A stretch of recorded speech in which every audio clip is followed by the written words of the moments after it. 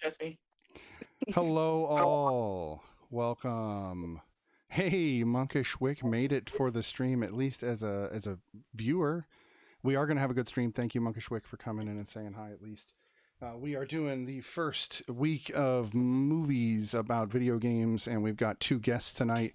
Both are TikTokers who have great content and who deserve all of your praise and love.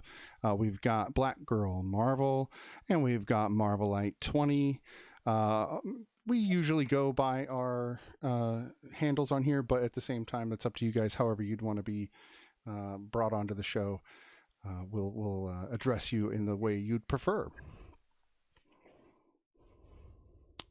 How about you, Should Mark? I speak? If you'd like, yeah, go ahead. Um, um, is that me? That's me. That's go ahead. Yes. Sorry, guys. You can call me La or Lala or Marvel. I go by all those. Black people call me Marvel for some reason. If they missed a black girl, they start calling me Marvel. So however you feel. What about like Marvel Either Girl? of those. Marvel Girl, La Marvel, Marvel La, like whatever you can think of. Just don't call me you. You know, just No, you. That's fair. Yeah. That's fair. How about you, Marvelite? Well, I think to save from confusion, you can just go ahead and call me Tony. That's fine. For whatever reason, when I've played games, people call me Marv, which completely like doesn't go with the whole Marvel thing, but that's fine. So just go ahead and call me Tony. That's great. All right, Tony, it is. So we've got Marvel Girl or Marvel, La Marvel, if you will, and Tony, and we're going to be talking video game movies this evening, as well as just stuff. As always, we are pop culture to the core. We do have Angel in the room. Hello, good to see you, Angel. It's been a little while. I don't know if you guys can see chat, but there are chatters in here that jump in and cause confusion and craziness and fun. And I know Marvelite Tony has done some streaming, so I know he's privy to what goes on here. But that being said, I think we should roll right into our movies. And this week we are doing, as I showed before, we're doing Mortal Kombat 1995, Sonic the Hedgehog, and Resident Evil. Those are all three video game movies that have been adapted over to movies. And so we're actually going to also talk about how well they might have been adapted. So if you bring a little of the gaming knowledge you have as well, great. If not, we can approach them just as movies. So Easter kept you away. I know everybody was kind of a no-show for Easter because it's Easter. You know, holidays happen. Nobody can get too upset about not a lot of viewership on an Easter. It's why they do like reruns on Easter. Oh wait, what are reruns? What are those? Anyway, oh wow, we got a spike in internet problems. We'll see how that works out.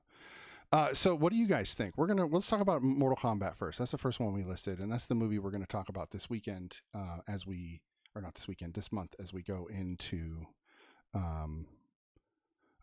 We lost Marvel Girl. At least it looks like it. Oh, there she is. Okay, Tony, why don't you tell me real quick what you think about the first Mortal Kombat movie from 1995, and just your general impression of it now, since it's been several years since it came out. Well, 1995, I think it was probably one of the better video game adaptations.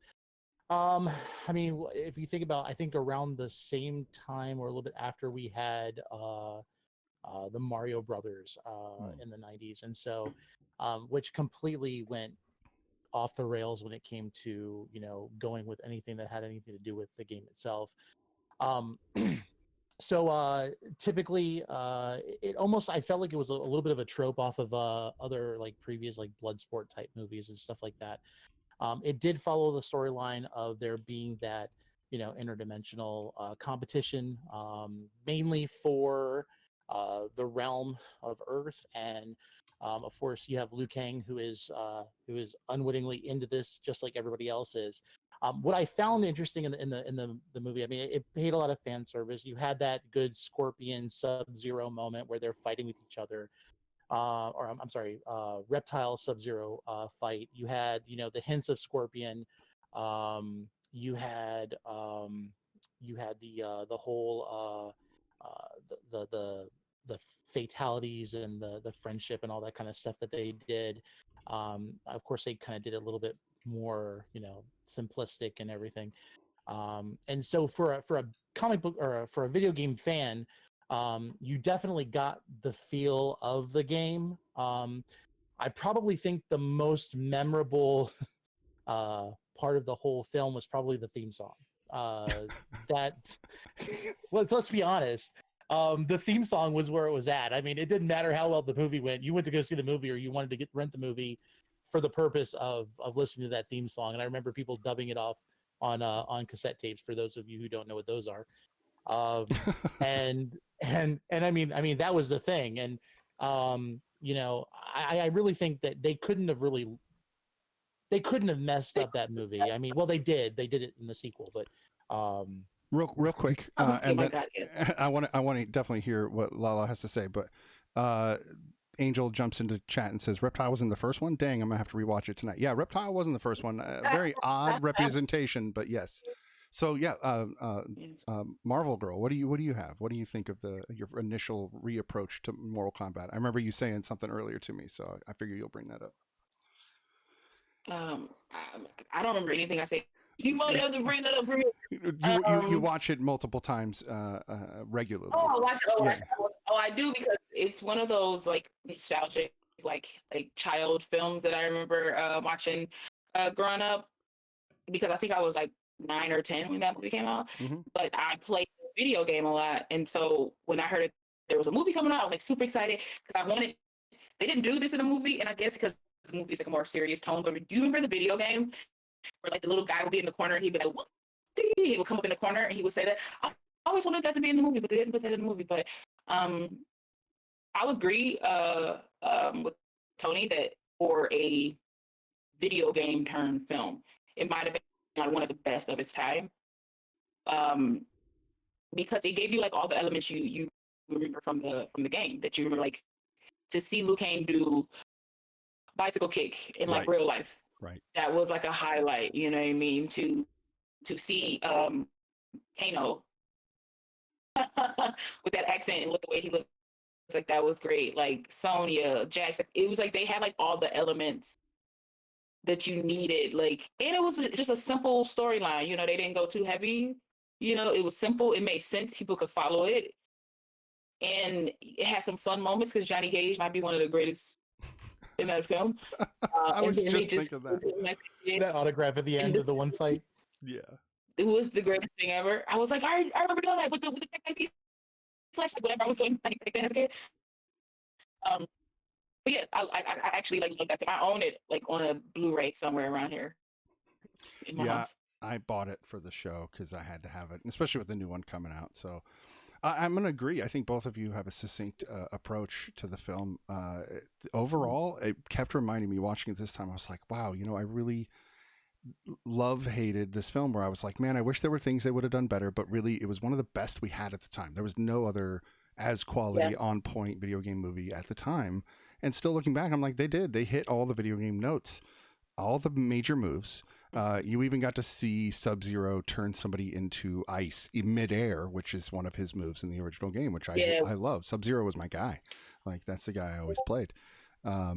Even Sonya does her upside down like leg grab move at one point. So I think they got everybody's signature move in, which you can't ask for more. They got every signature voice element, finish him, fatality, which I think they overused. Watching it this time, I was like, okay, we got it, fatality.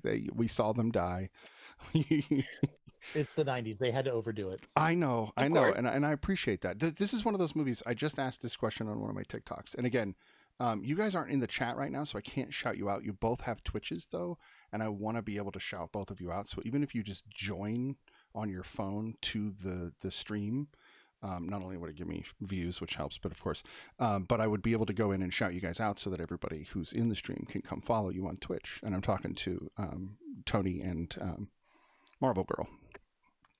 Oh, you are here. Perfect. So now I can shout you out, because if you don't show up in chat like that for whatever reason, it won't let me shout you out. So thank you for letting me do that. I figured get that out of the way real quick. Nice. Perfect.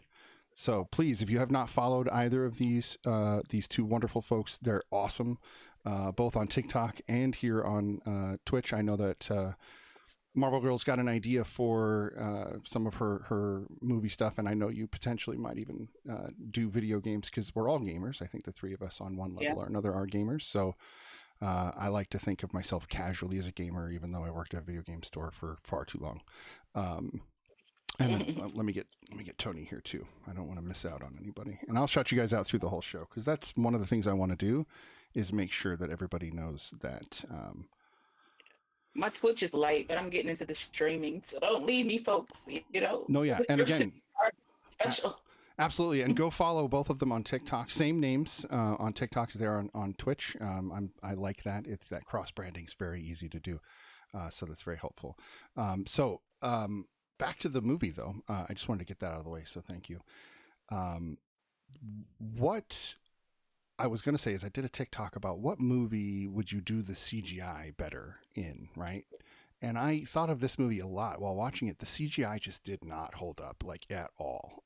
No. I wish it did, because at the time it was great. It was one of those ones where you're like, whoa, I can't believe they did that. How did they do that? But it's terrible now. So if they could just go back and redo it, I think that it would hold up and it would look good. But they had to make a new one. I don't know. Yeah, for sure. I mean, because think about it now, like Mortal Kombat, when we were playing it, super tame. As to like Mortal Kombat 11, like, you know what I mean? Like if you go back to the first one, it's like, so I think they're trying to make this new film in the vein of like these new Mortal Kombat type films. I would agree with that. I would totally agree with that. Are you guys excited about the new one? Yeah, I am. I am. I saw that first trailer and was like, oh, okay, this is what y'all trying to do. I'm here for it. Yeah. Yeah, That's they weren't fair. trying to redo the old thing. I think it's gonna be really good. Did you both get a chance to see Godzilla vs. Kong? Yes. Yes. Okay, good. Hey, we'll get a little like backward review because that's what we did last week. Was that movie? So if you guys would like, Marvel Girl, if you would tell me what did you think of it? I know this is not the movie of the night, but we're a movie show, so we'll talk about everything. What did you think about Godzilla vs. Kong? I didn't see any of the other ones connected to it. Just so I saw this one very blind. I mean, I knew who Godzilla was, knew who Kong was, like Kong was King Kong, but like I didn't see the other ones that connected to this. But I was very, like, I was with my family, so we could kind of hype at movies. So, I thought the CGI was ridiculously amazing. Like that, I think that's the first thing that popped out to me was I was like, oh, okay, King Kong looks real. Godzilla looks real, especially when the scene where they fake Godzilla out to make them think that like he's done, and then you can actually see his face before he gets back into the water. I was like, that's amazingly done. I need award ceremonies for like CGI people because they don't get enough praise for what they do. It's worse than a football game. It is. Yeah. It is. But I think the movie was great. I mean, very good. I'm not gonna say great. I think it was very good. The only thing I didn't like was Millie Bobby Brown, Julia Dennison, and Brian Tyree Henry. As much as I like all three of those people, they were not needed for this film. They were a distraction. I didn't feel any relationship. I didn't see the other two, so I'm not sure if like Millie Bobby Brown was in the other one or something. She was. But I didn't put any connection between her and her father. I don't care that she was skipping out of school to do this stuff.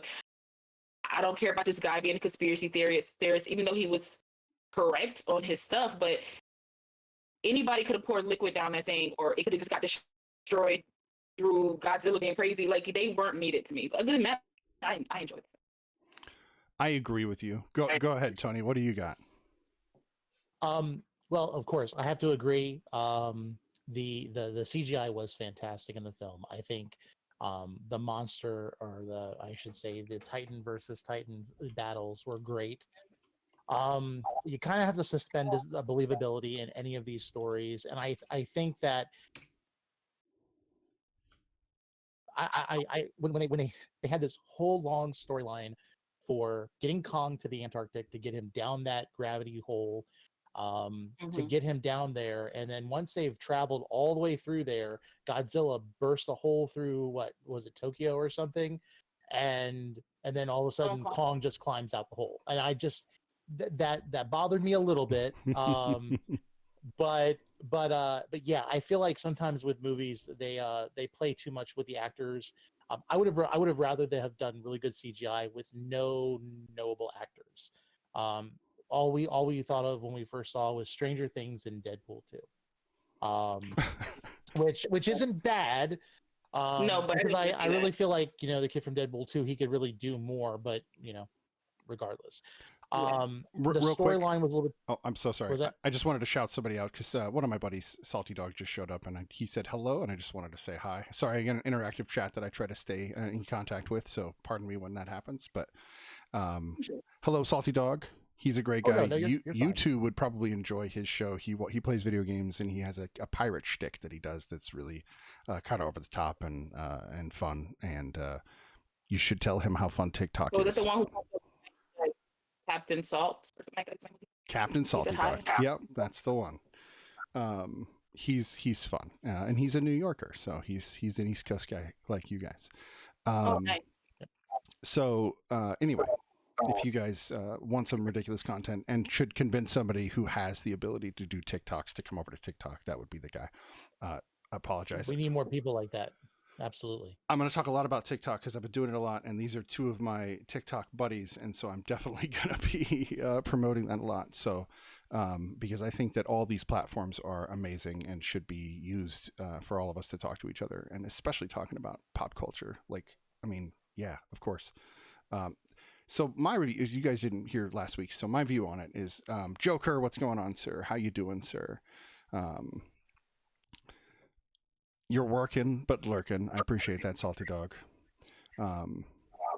That's always fun. People are just listening to us instead of worrying about seeing us, which is nice.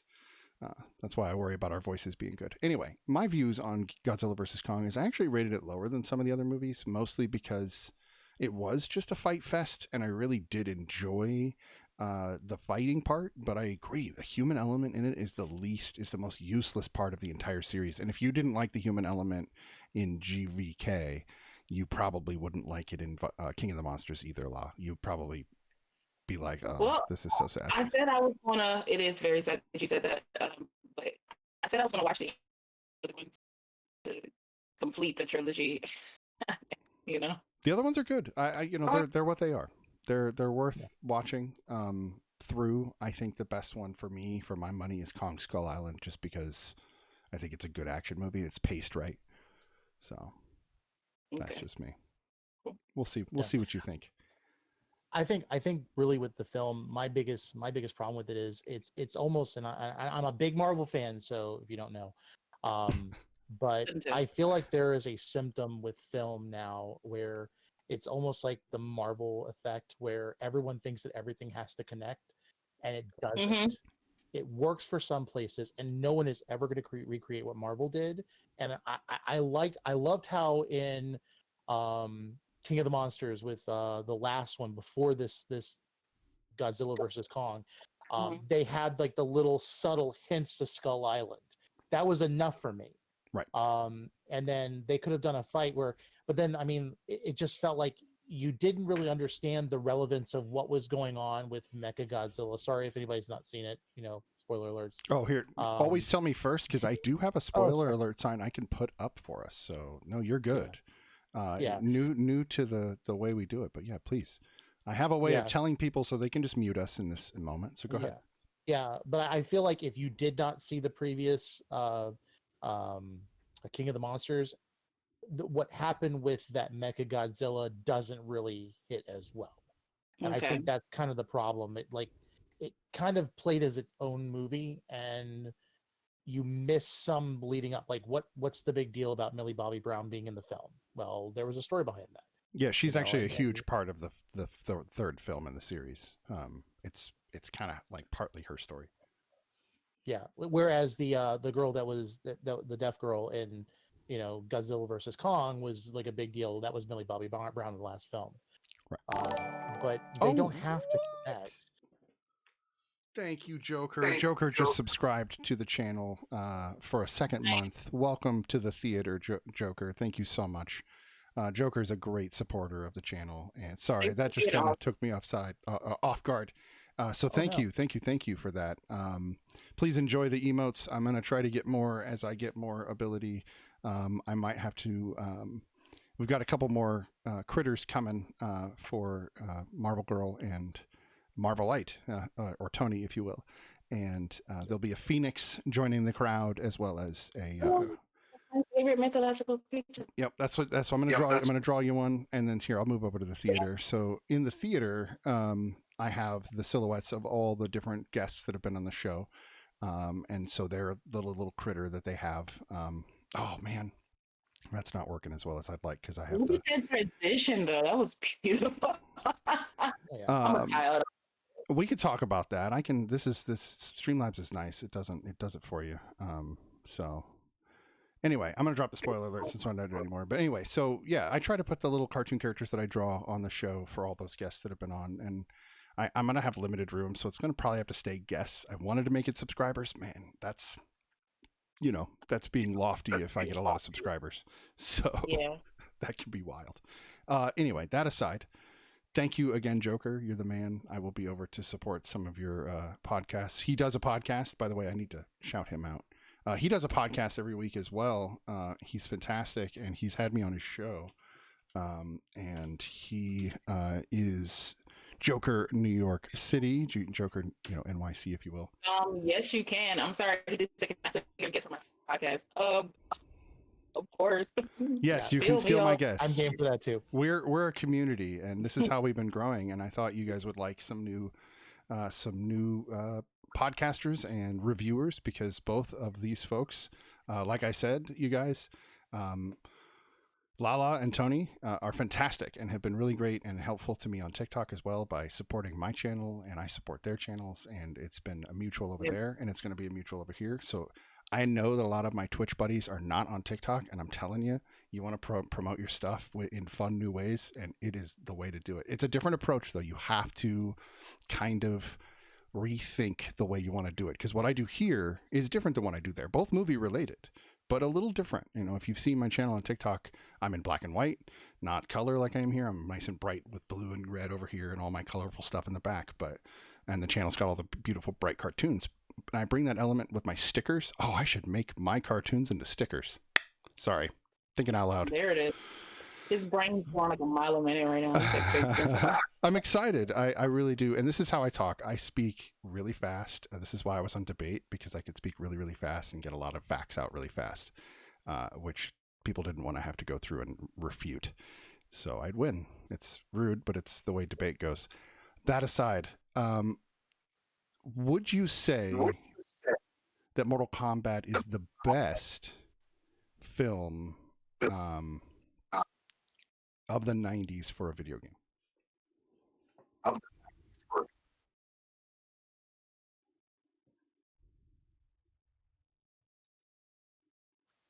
I don't know.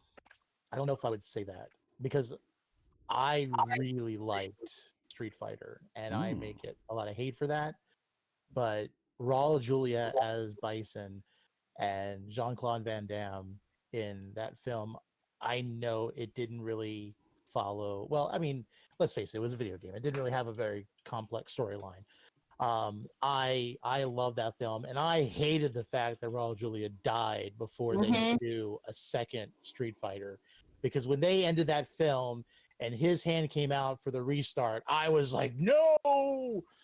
And that was maybe I hold that as my favorite film, video game film, for the fact that they never did a sequel, and I want to hold on to that, because if it was a sequel, it probably would have destroyed my opinion. But I love that film. I'd have to say Street Fighter is still my favorite. And that's fair. How about you, La? I know, like I know you kind of this on your TikTok, and I said I was talking about like the Super Mario Brother film, because I'm a big, like, I love bad films. like I love bad films, because I don't really think there is like a bad film. I feel like you can find something good in anything that's like the whole film might not be good, but there might be elements that are good, and I think you can hold on to that in a film. But if I had to choose like my film, I would say Double Dragon. Ooh, I love Double Dragon Girl. Oh, I forgot all about that. I did too. I did too. I was obsessed. Like Mark Dukakis is still out here kicking, but like he was in John Wick like 2, I think, or something like that. And I just love that. Plus, it had like a of the time, it had like Alyssa Milano, what's his name, Scott Wolf, I believe his name is, and I just love Double Dragon. It was just such a good. I played the video game, and to see it come to life was just a thing for me. So, and it just has funny moments, and it's very bad. I will still say Mortal Kombat is probably better than that, but just the way it makes me feel when I watch that film is just great. It does. It's better than Mortal Kombat when I watch it. So. Now, Joker just said something in the chat that I thought was interesting. He's very happy with your Double Dragon, obviously, and I know you guys are watching chat now, which is awesome.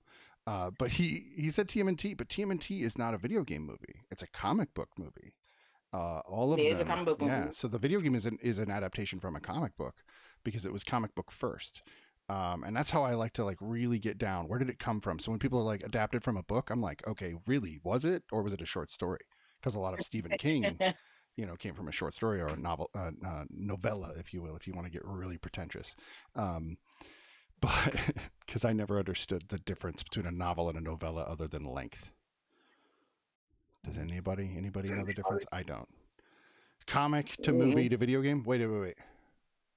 Was the video game before the movie? I think it was. I think it went comic game movie. It was comic to cartoon. To Yeah, video game comic to to movie. But the video game and the movie are not similar because the movie is based more off of the Eastman comic books than the cartoons were.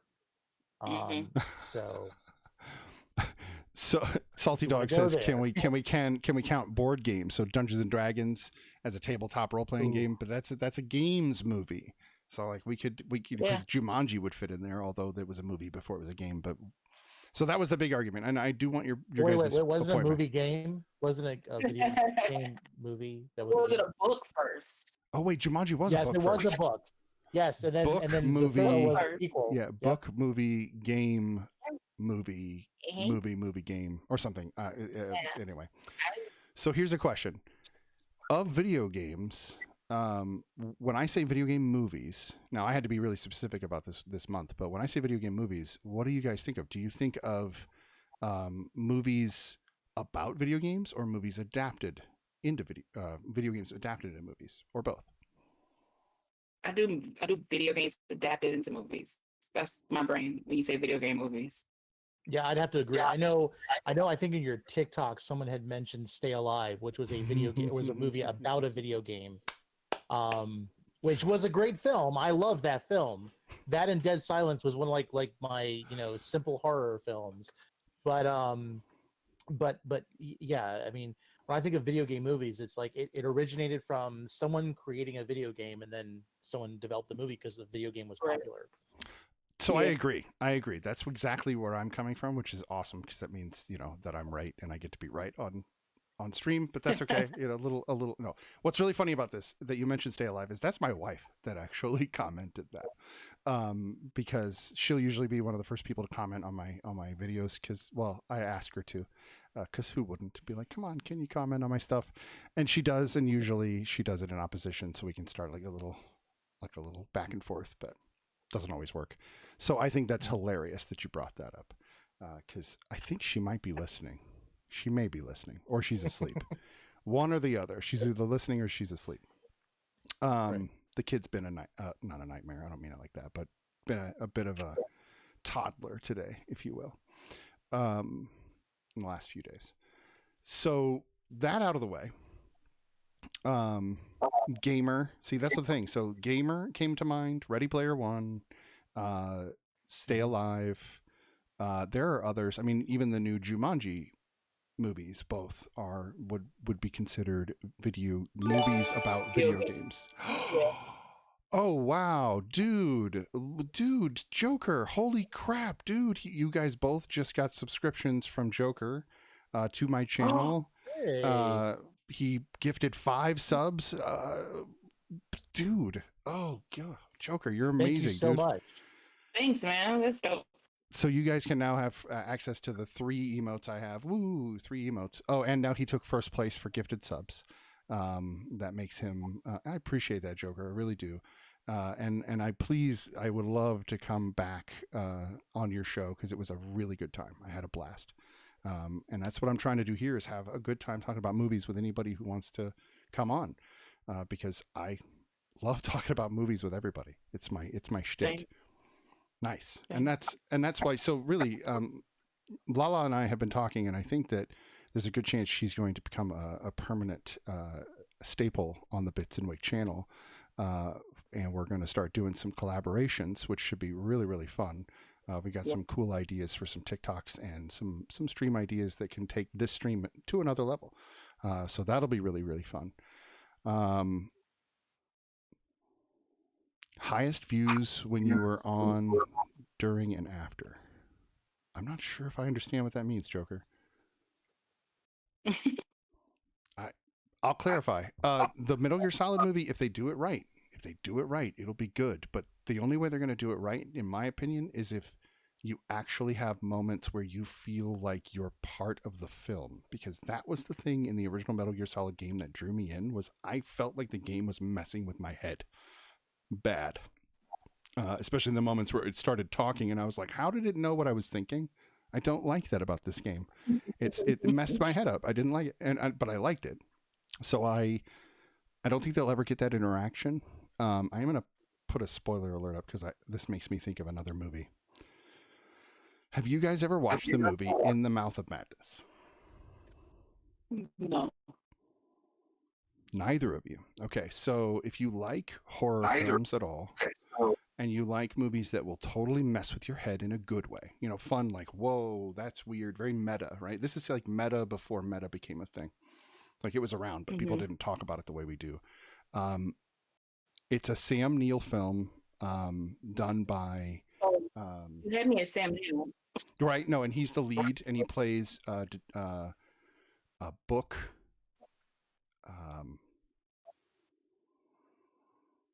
editor, I think, or he's the guy trying to get the author to put the manuscript together, and he's like trying to go after this author because he won't get his manuscript finished, and yet he starts running into these weird things about this author and his books, and it is so bizarre, and it is, for the lack of a better word, it is the total mind fuck of a movie you want it to be. Oh, cool. It is fantastic. I love it. It's not Clive Barker. I always forget who directed it. I always should have my IMDb up. John Carpenter. Okay, so it is absolutely one of his best films, and Carpenter to me is one of those guys. He either nails it or he fails it. Like, he's one or the other. Real quick, Eric, Tony, your voice is going again.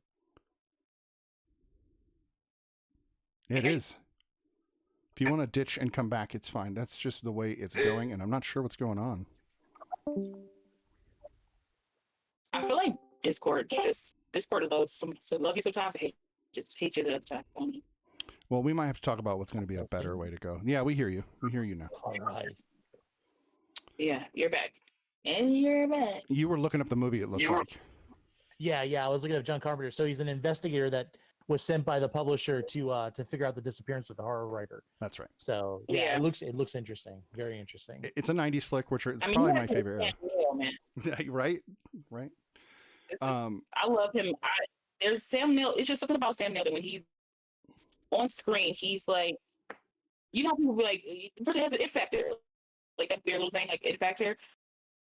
You don't believe it until you actually see it. And I feel like Sam Neill just has something like, whenever he's on screen, I'm like, I gotta see it. I gotta watch it because he's in it because I know it's gonna be good or something. Like or at least he's gonna be good. Yeah, so. He's the only reason why I don't completely hate. Was it Event Horizon and Jurassic Park 3?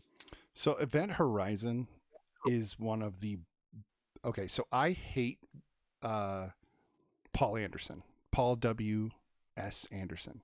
I think he's the worst director in Hollywood, and he's the guy that did Resident Evil, so we'll be talking a little bit more about why I don't like him as a director soon enough. But that is the only film that I think he did that was good. And I think it was done very, very well, and I think it's because of Lawrence Fishburne and Sam Neill. I think they brought an element of believability to those characters and the other actors. I'm not remembering their names. I'm not trying to discredit them. Like the whole like baby bear scene in that movie messes me up, dude. Like it just gets me emotional. And yet that movie also gives me nightmares. So it's one of those like emotionally attached horror stories, which to me is scary as hell. And that is a pun. Scary as hell. So yeah, we could talk about so many different movies. We're supposed to be talking about video game movies, but that's not I know. happening. We got to pass the first one. No, that's okay. We give one segment for each. So, yeah. And we can take an intermission at any time whenever you guys are ready to do such a thing. We have all those abilities. And if you guys have to leave early for whatever reason, don't hesitate to tell me that either.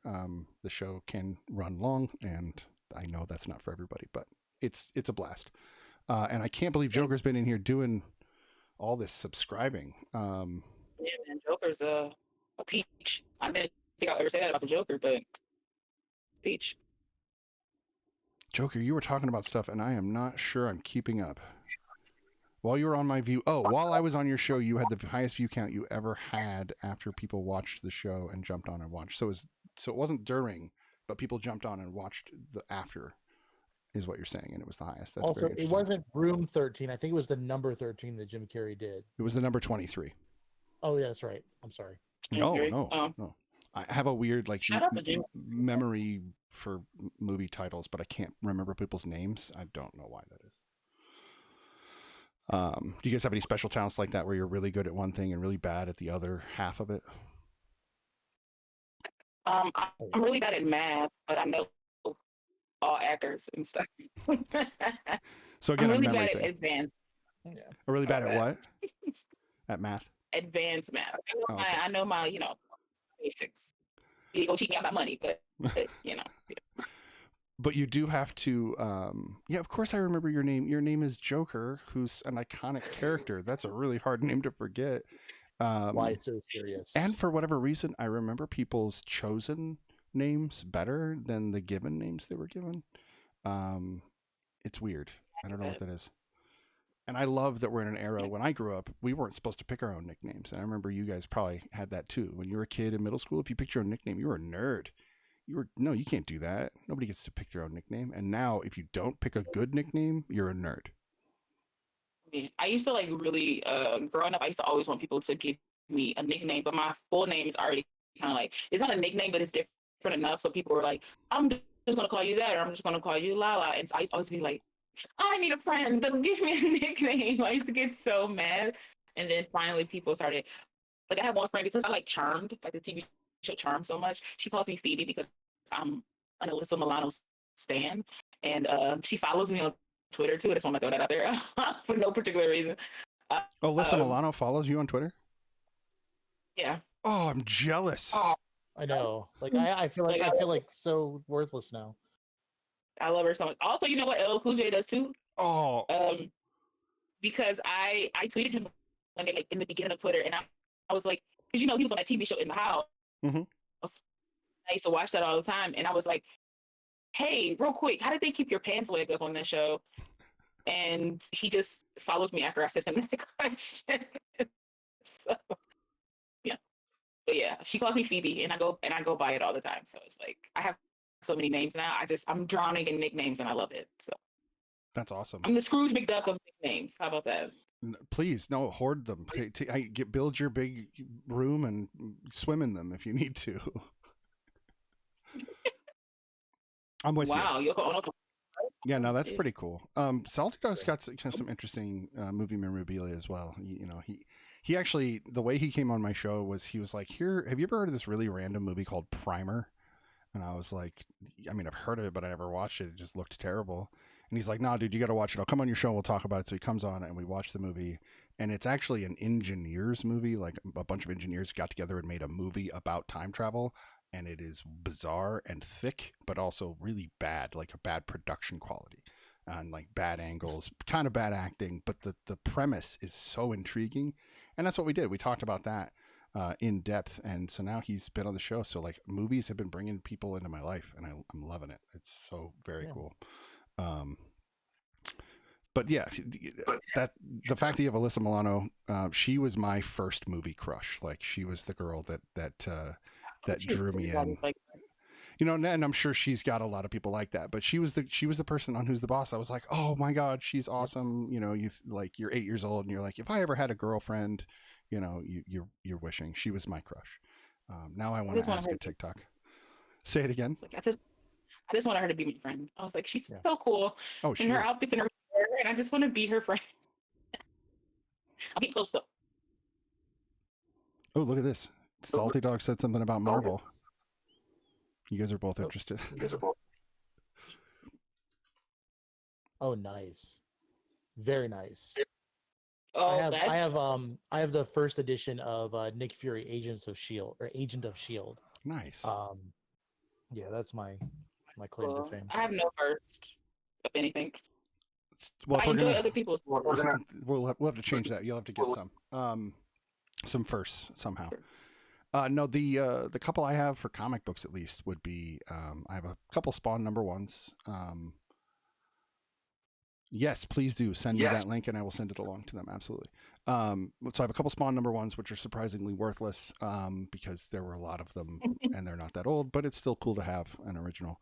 But I also have a couple of very early Hulk comics, which are very cool. Some of the ones from when he was actually pre-Incredible Hulk in Avengers comics. This was when he was fighting alongside or with Giant Man in early comics. So this is like late Cool. 50s, like 59, 60.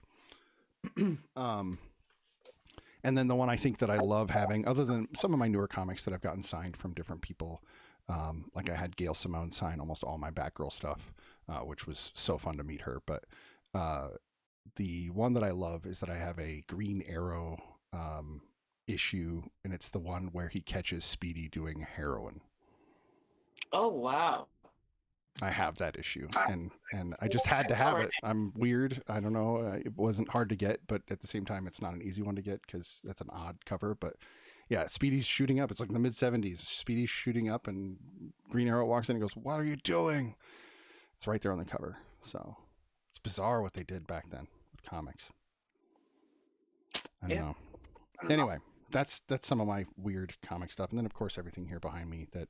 Oh, that's right. You guys can't see me on Discord, only on the stream. Oh, I'm seeing you on the stream though. Right. Okay. Yeah, I've seen the stream. So yeah, I collect weird eclectic stuff, and I used to have a much bigger collection, but life happens, and you have to sell things. Right. So, of course. Let's talk about Mortal Kombat a little bit more.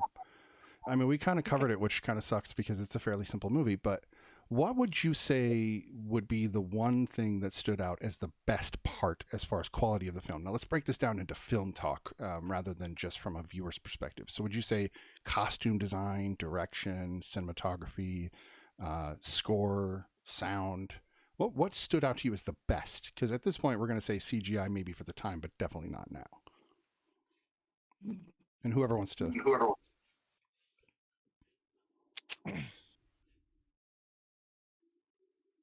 So I don't know what it is, but I've noticed that especially like current films, when they try to do more established, unless they have a big budget, it seems like they don't have the ability for set pieces. The set pieces are always, either it looks like it's kind of phony or whatnot. They did a really good job, I think, with the location for Mortal Kombat and setting up the staging for it. It definitely felt aged. It felt like something out of the game. I liked how they took in, basically it was kind of like the tournament contestants wandered throughout the island and ended up in all of the different zones that we would be more familiar with from the game. And so I think any game, especially when it's a comic book game, and I have some qualms about Resident Evil on a more storyline realm of it, but with Mortal Kombat, I felt like they really kind of put you into Mortal Kombat. It was not like they were just trying to do it and it had something unrelated. It's kind of like, and we'll touch on Sonic the Hedgehog 2. I mean, they gave you like a hint in Sonic of what the video game was like, but you never really got it again. But yeah, I have to say set pieces, the costumes were pretty well done. I think that really brought into it, even if they didn't have a lot of good CGI. And I want to say Goro was a mixture of CGI and Mhm. stop motion. It seemed like. When I watched him this Um, time, I think he was all stop motion. I don't remember seeing any CGI on him.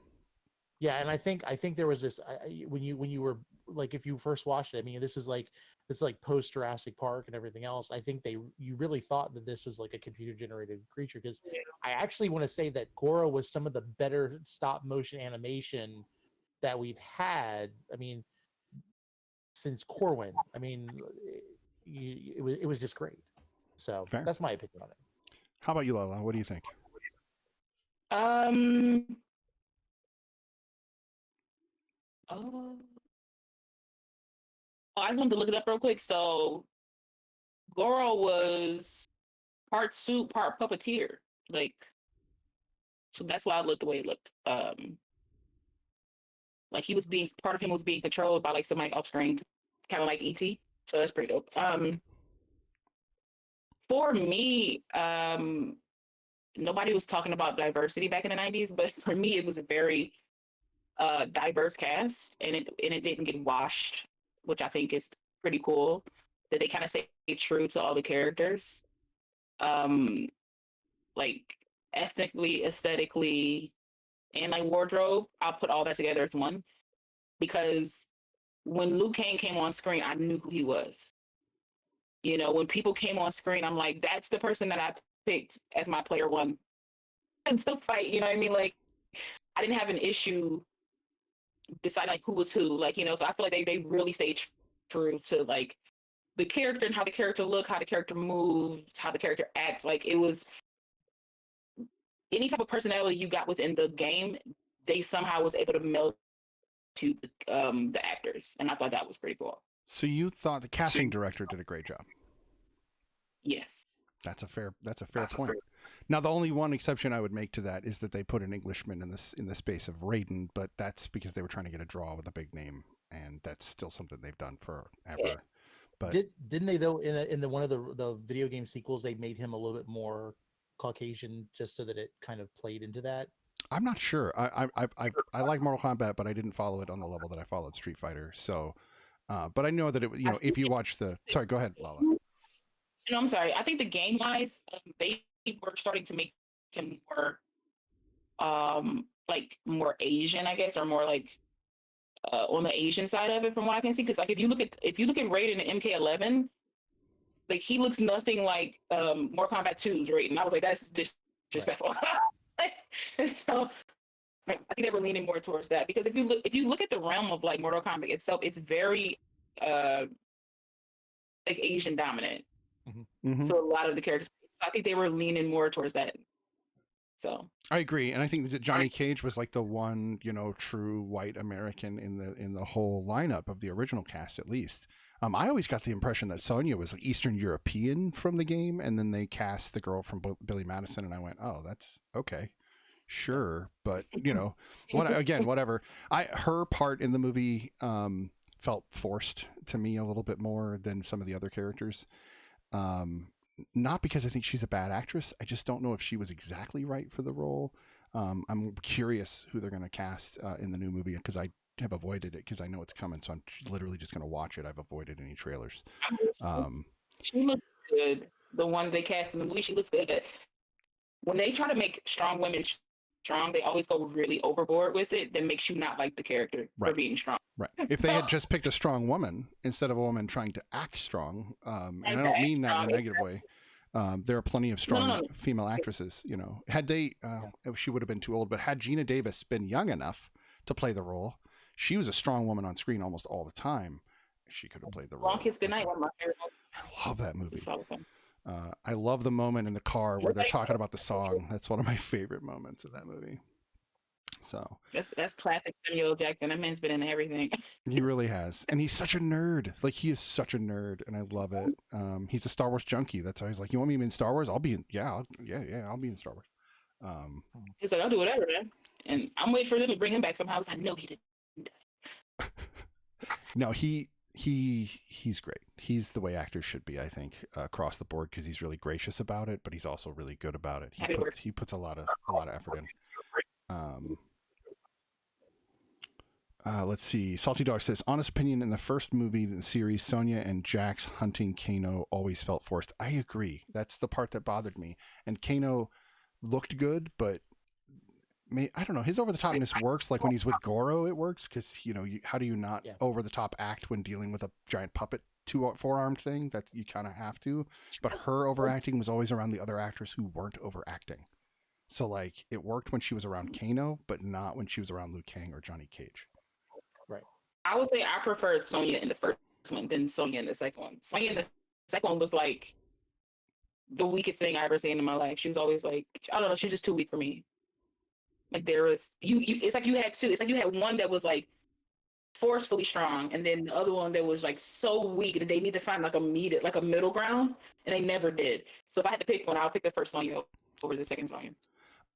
I've never liked any other Mortal Kombats. I tried watching Annihilation, and it was so bad that I just never went back. So yeah, I'm snobby. If I start something like I have to finish it. It's just OCD in me. Do you do that when you own movies too? So like if you so let's say you like 3 of 5 films, do you have to own all 5 even if you don't like the other 2? Yes. Yeah, my brother's that way. Yes, I have to. You have to know. Do you know? Now, see, I was always really crazy with my collections. If I owned all 5 individually, but they came out with a cool box set or whatever, I would have to like upgrade. Yeah, I have a lot of movies that have like duplicates or triplicates of, because eventually they came out with box sets, and I had to like, I'm like, oh, I'm with the box set because it's all together, and then now I have to like give people my movies that I have the duplicates of. So no, but then you can just pay it forward. To like Blu-ray. I have to find any possible excuse to keep my duplicates. Oh, well, it doesn't have this case. So I have 2 copies. Oh, sorry. Go ahead. I'm sorry. It all depends on what type of film it is. Like, if it's just like a regular DVD, it doesn't have anything like any special features or anything extra, I'm like, oh, yeah, I'm gonna give this to somebody that wants it. But if it's like, this thing has something that this other thing doesn't have, I keep them both because I need all the special features that's in it. I need all that commentary and stuff. Okay, you're talking to a guy who owns Jurassic Park on VHS, Laserdisc, DVD, Blu-ray, and then Blu-ray 4K. Nice. Okay, so I own Star Wars in every iteration, including the original VHS, the THS VHX, the re-release VHS, the DVD. I'm ridiculous. So I'm. Do you have it in Laserdisc?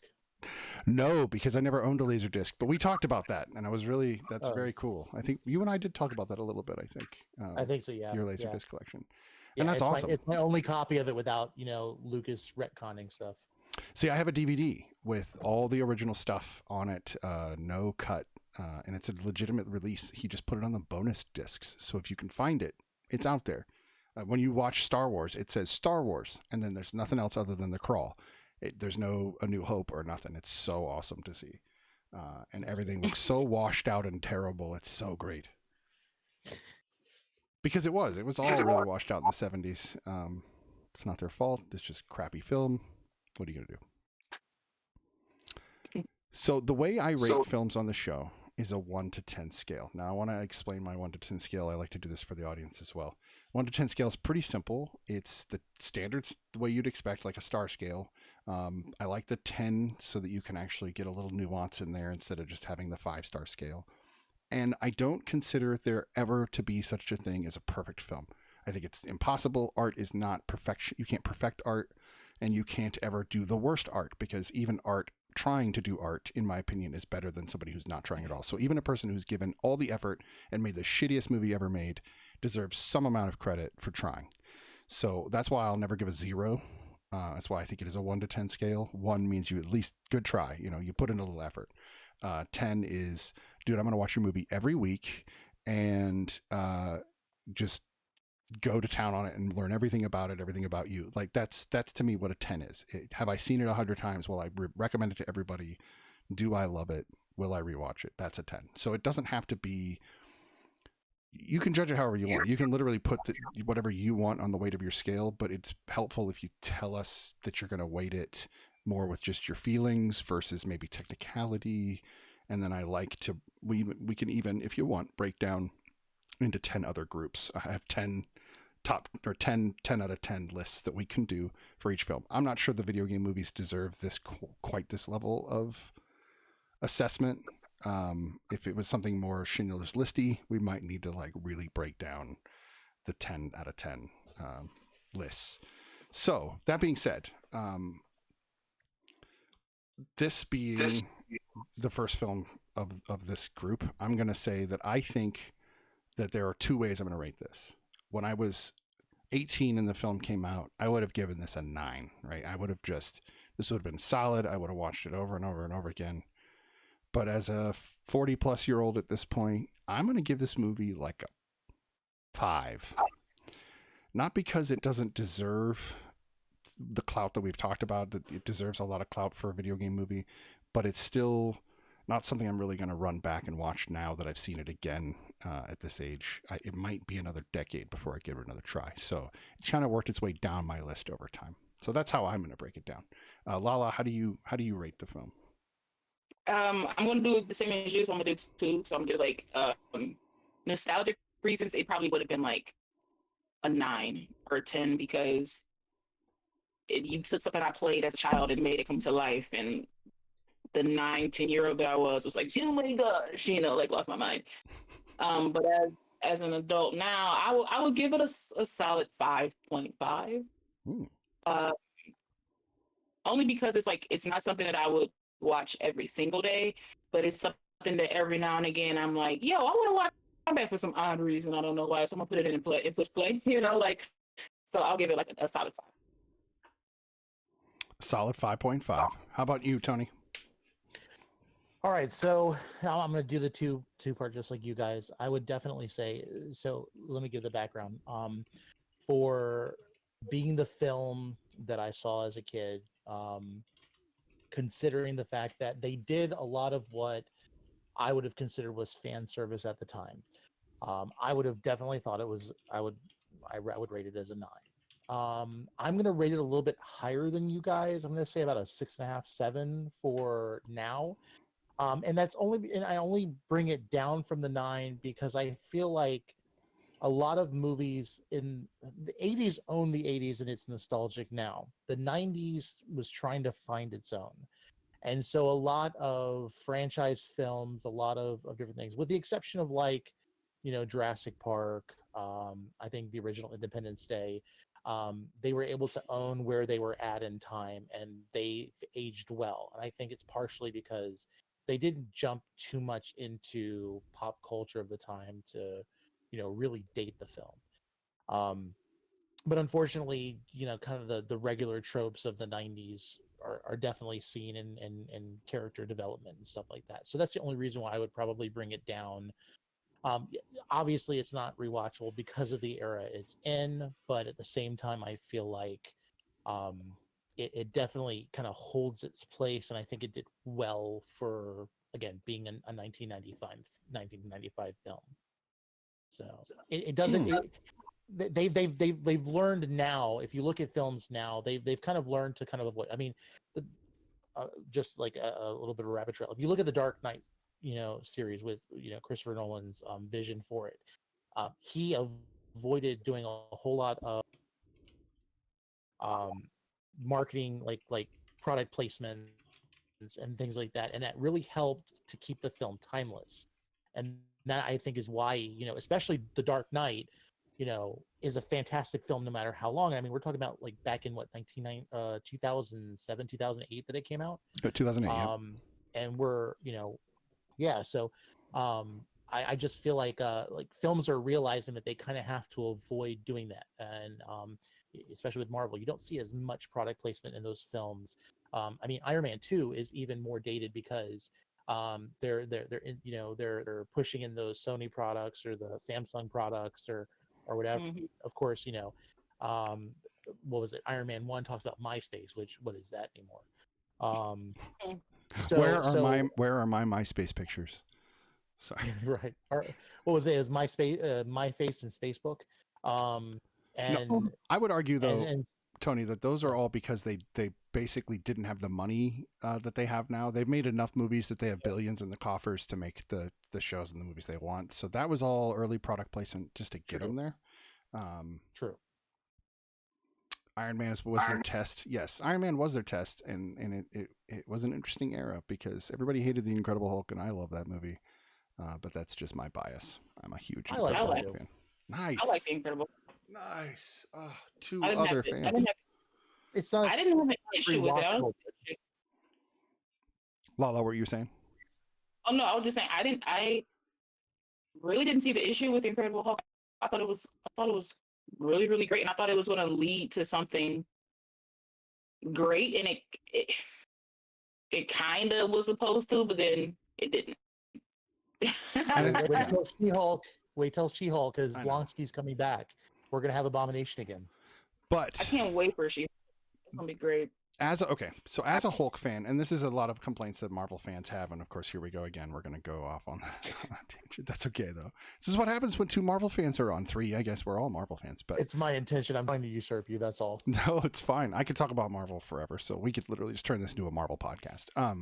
But we'd have to get more into the comics a little to do it though. So for me, being a 616 Marvel fan before the films came out, I adjusted fine. I didn't have a problem with the changes of the stories, except for the Incredible Hulk, because of being a personal fan of his. So for me, I don't mind that they kind of, people make the argument that that movie is based on the 2003 Ang Lee film. I've heard people make that argument. I would actually argue that it's actually based upon the original 1970s television show, and that this is an iteration of that Incredible Hulk.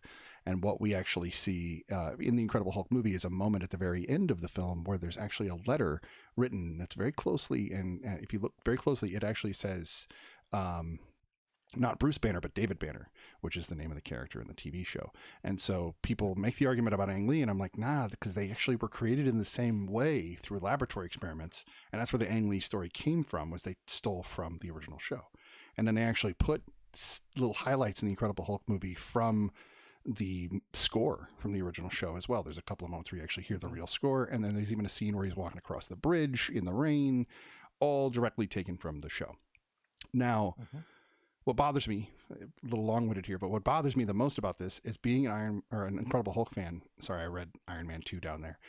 Being an Incredible Hulk fan, they've never touched his story in a real way ever, which means we're missing a huge Incredible Hulk character named Rick Jones.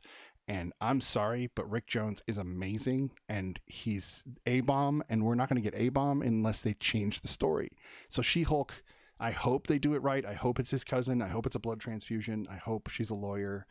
They got to hit those notes to make me happy. Yeah. Other than that, I would love if they could do some other like alternate universe stuff with Hulk where we actually get to see the gamma bomb go off and him saving Rick Jones's life, because that's the selflessness that is Bruce Banner, and the reason he tries so hard to fight to get rid of the Incredible Hulk is because he did something good and was cursed for it, and so he's trying to fight to get away from it. I'm sorry, I'm a huge fan of the Incredible Hulk, so couldn't tell. Oh yeah, absolutely. So I feel like the irony is his treatment both in the comic books in the 1960s and his treatment in the MCU are identical, which people don't realize. In the MCU, or in the original comics, he got 6 issues, and then all of a sudden they were like, oh, he's not doing good enough, so we're going to need to pull him. And then Lala, we lost your feed there. They decided to pull him after 6 issues, and then after 6 issues, they threw him in with the Avengers, essentially. And once they threw him in with the Avengers, he became just kind of this sideline character. But he started, he got his own comic eventually, but it took a long time. It did not happen like other characters. Same thing with the MCU. They gave him one movie, and then they pulled him in as the rest of, just an Avenger, and he's just been a sideline character. And then they took his best story and brutalized it. And we will probably have a lot of arguments about Thor Ragnarok because I cannot stand that movie. Oh, that's a shame. We lost Lala. It is a shame. Lala, if you want to just try to go and come back and let's see what happens here. No, I was saying it was a shame that you don't like Ragnarok. No, I know why people. It's the same reason I can't watch Ready Player One and be okay with it. I'm not a fan of when they change things so much that it's just a soulless thing. We totally lost Lala. We're gonna have to wait for her to come back, but we can talk until she does come back. Yeah. Yes, She-Hulk is Jennifer, and I hope it is Jennifer Walters. I hope that they absolutely go that route. I want this to be as close to Hulk as it can be, since they never got it right in the first place. Most of the other characters got their origin stories pretty close. So, well, I definitely hope that they are going to do the courtroom stuff. I think her first case should be John Walker. I'm just saying. oh boy, I don't know how I would feel about that, but let's. Maybe not defending. Maybe she'll be a prosecutor at this point, and then she'll decide. But she after that was to a be defense defender. attorney, though. So she was a defense attorney. She Yeah. always did defense attorney for all the supers. Right. I'm not sure why we lost Lala. That's really throwing me off. I wonder if she's trying to talk, it looks like. This happens. I'm going to switch to Zoom so I can stop having this problem, because Discord's cool, but it's obviously not that cool. So maybe when Microsoft takes it over, they'll fix it. She left. Now she's going to come back, hopefully. Hopefully. See if she rejoins. Hopefully it doesn't put you guys in a weird place. But we can keep going, although the camera's now all messed up because she left. Oh, that's hilarious. Let me re-invite her. How do I do that? Come on, brain. Invite. Everybody can see everything I'm doing. Of course, more technical difficulties. They're the bestest. She joined. No camera. Camera coming on. It's trying. Camera coming on. Oh. Up a little bit better. Up. There we go. So here's what I've learned about Discord. You guys hear me? I just I can learned hear it. you. If you try to leave and do anything else besides Discord, it'll do that to you. So I'm not sure, because every time I try, it does that to me. So No, my internet just like stopped for some reason. oh, okay. Okay. Yeah, that's My the way of internet. it. So we were talking about Incredible Hulk a little bit, and I'm not sure what you had to say about that, Lala, but we lost you, so I wanted to at least give you a chance. Oh, well, I'm not like I haven't really like been into like the comics or anything like that. Well, not Incredible Hulk comics, but I for film wise, I do feel like we missed out on a lot with him. A lot of his stuff was like cut jumps. It was like he's the Hulk here and he's always angry, and then it's like, look, I don't want to be used anymore. And then it's like, nah, now we're great best friends. And it was like a lot of jumps to where it's like we didn't get to see his journey from kind of hating himself and hating the Hulk to becoming like besties. And I feel like that was a very like missed opportunity within those films. Because I don't know, I would have preferred more, but I get that they couldn't because Universal and all that jazz, all that talk behind the scenes. But I feel like with them doing their own like Disney Plus TV shows, if they could come out with like a couple of shorts, honestly, I feel like to talk about like his, because I mean, essentially, Black Widow happens between Civil War and Infinity War. They can easily do something like that with the Incredible Hulk to show us, to give us some clue as to how he made that transition or how he became Professor Hulk or whatever you want to call it. I would, for him to be one of the core six, there's no, he shouldn't be one of the core six because there's not much that they gave us. And I think they made him core six because they pretty much based him off of Edward Norton's Hulk and then just did nothing with him. So I wanted more, essentially. Yeah, we don't get enough Hulk. And I was saying, I don't know if you heard this when the internet cut out on you, but I was saying I don't like Thor Ragnarok because of what they did to the story from the comic books. And it's not. No, hold on. Hear me out. Hear me out. We're gonna have this argument, and it's fine. It's fine. Maybe we could have a whole TikTok about this. But so if I do my best, and my wife has had this argument with me about certain movies, because It's for not me, an argument. I don't like that film either. I do. Oh, you don't? Oh, I didn't expect that. I don't. Because everybody does. Oh, we lost you. We lost your feed again. That's okay. No. We can hear you. That's what's most important. Okay, so, that's cool. So for me, yeah, we totally can. We totally can. But the thing for me is, as a film, it's fine. There are funny moments, and you know, I liked oh God, I can never get his name right. Taika Waititi. Thank you, that guy. I never get his name right. It's like I said, I'm terrible with names. So I love some of his concepts and I love what they tried, but I feel like he never read a Hulk comic in his life. And it was a Thor movie that they took the Hulk story that is the greatest Hulk story ever written and slapped it on the top of it and took all the clout out of that story. It is the darkest. I mean, there's some pretty freaking dark moments in the Marvel Universe, but I'll tell you right now, Planet Hulk might be one of the darkest, if not the darkest story overall. And I'm saying the repercussions of it in the long term with World War Hulk, Scar, all of that stuff, it gets dark. Yeah. And it drives me nuts that they just made it this light comedy. I'm like, oh, okay. Yeah, I think unfortunately we're not really going to get a good Hulk film in the MCU unless they can get it back from Universal, because Universal's not going to let them make something, and they're not giving it up. And of course, Disney's not going to buy Universal. So Yeah. Yeah, they don't want bad products. Oh, sorry. Oh no, you're fine. I'm like, it for me, it just hurts. It physically hurts me, because the technology for me has caught up to the Hulk. So a Hulk film would be amazing. Mm-hmm.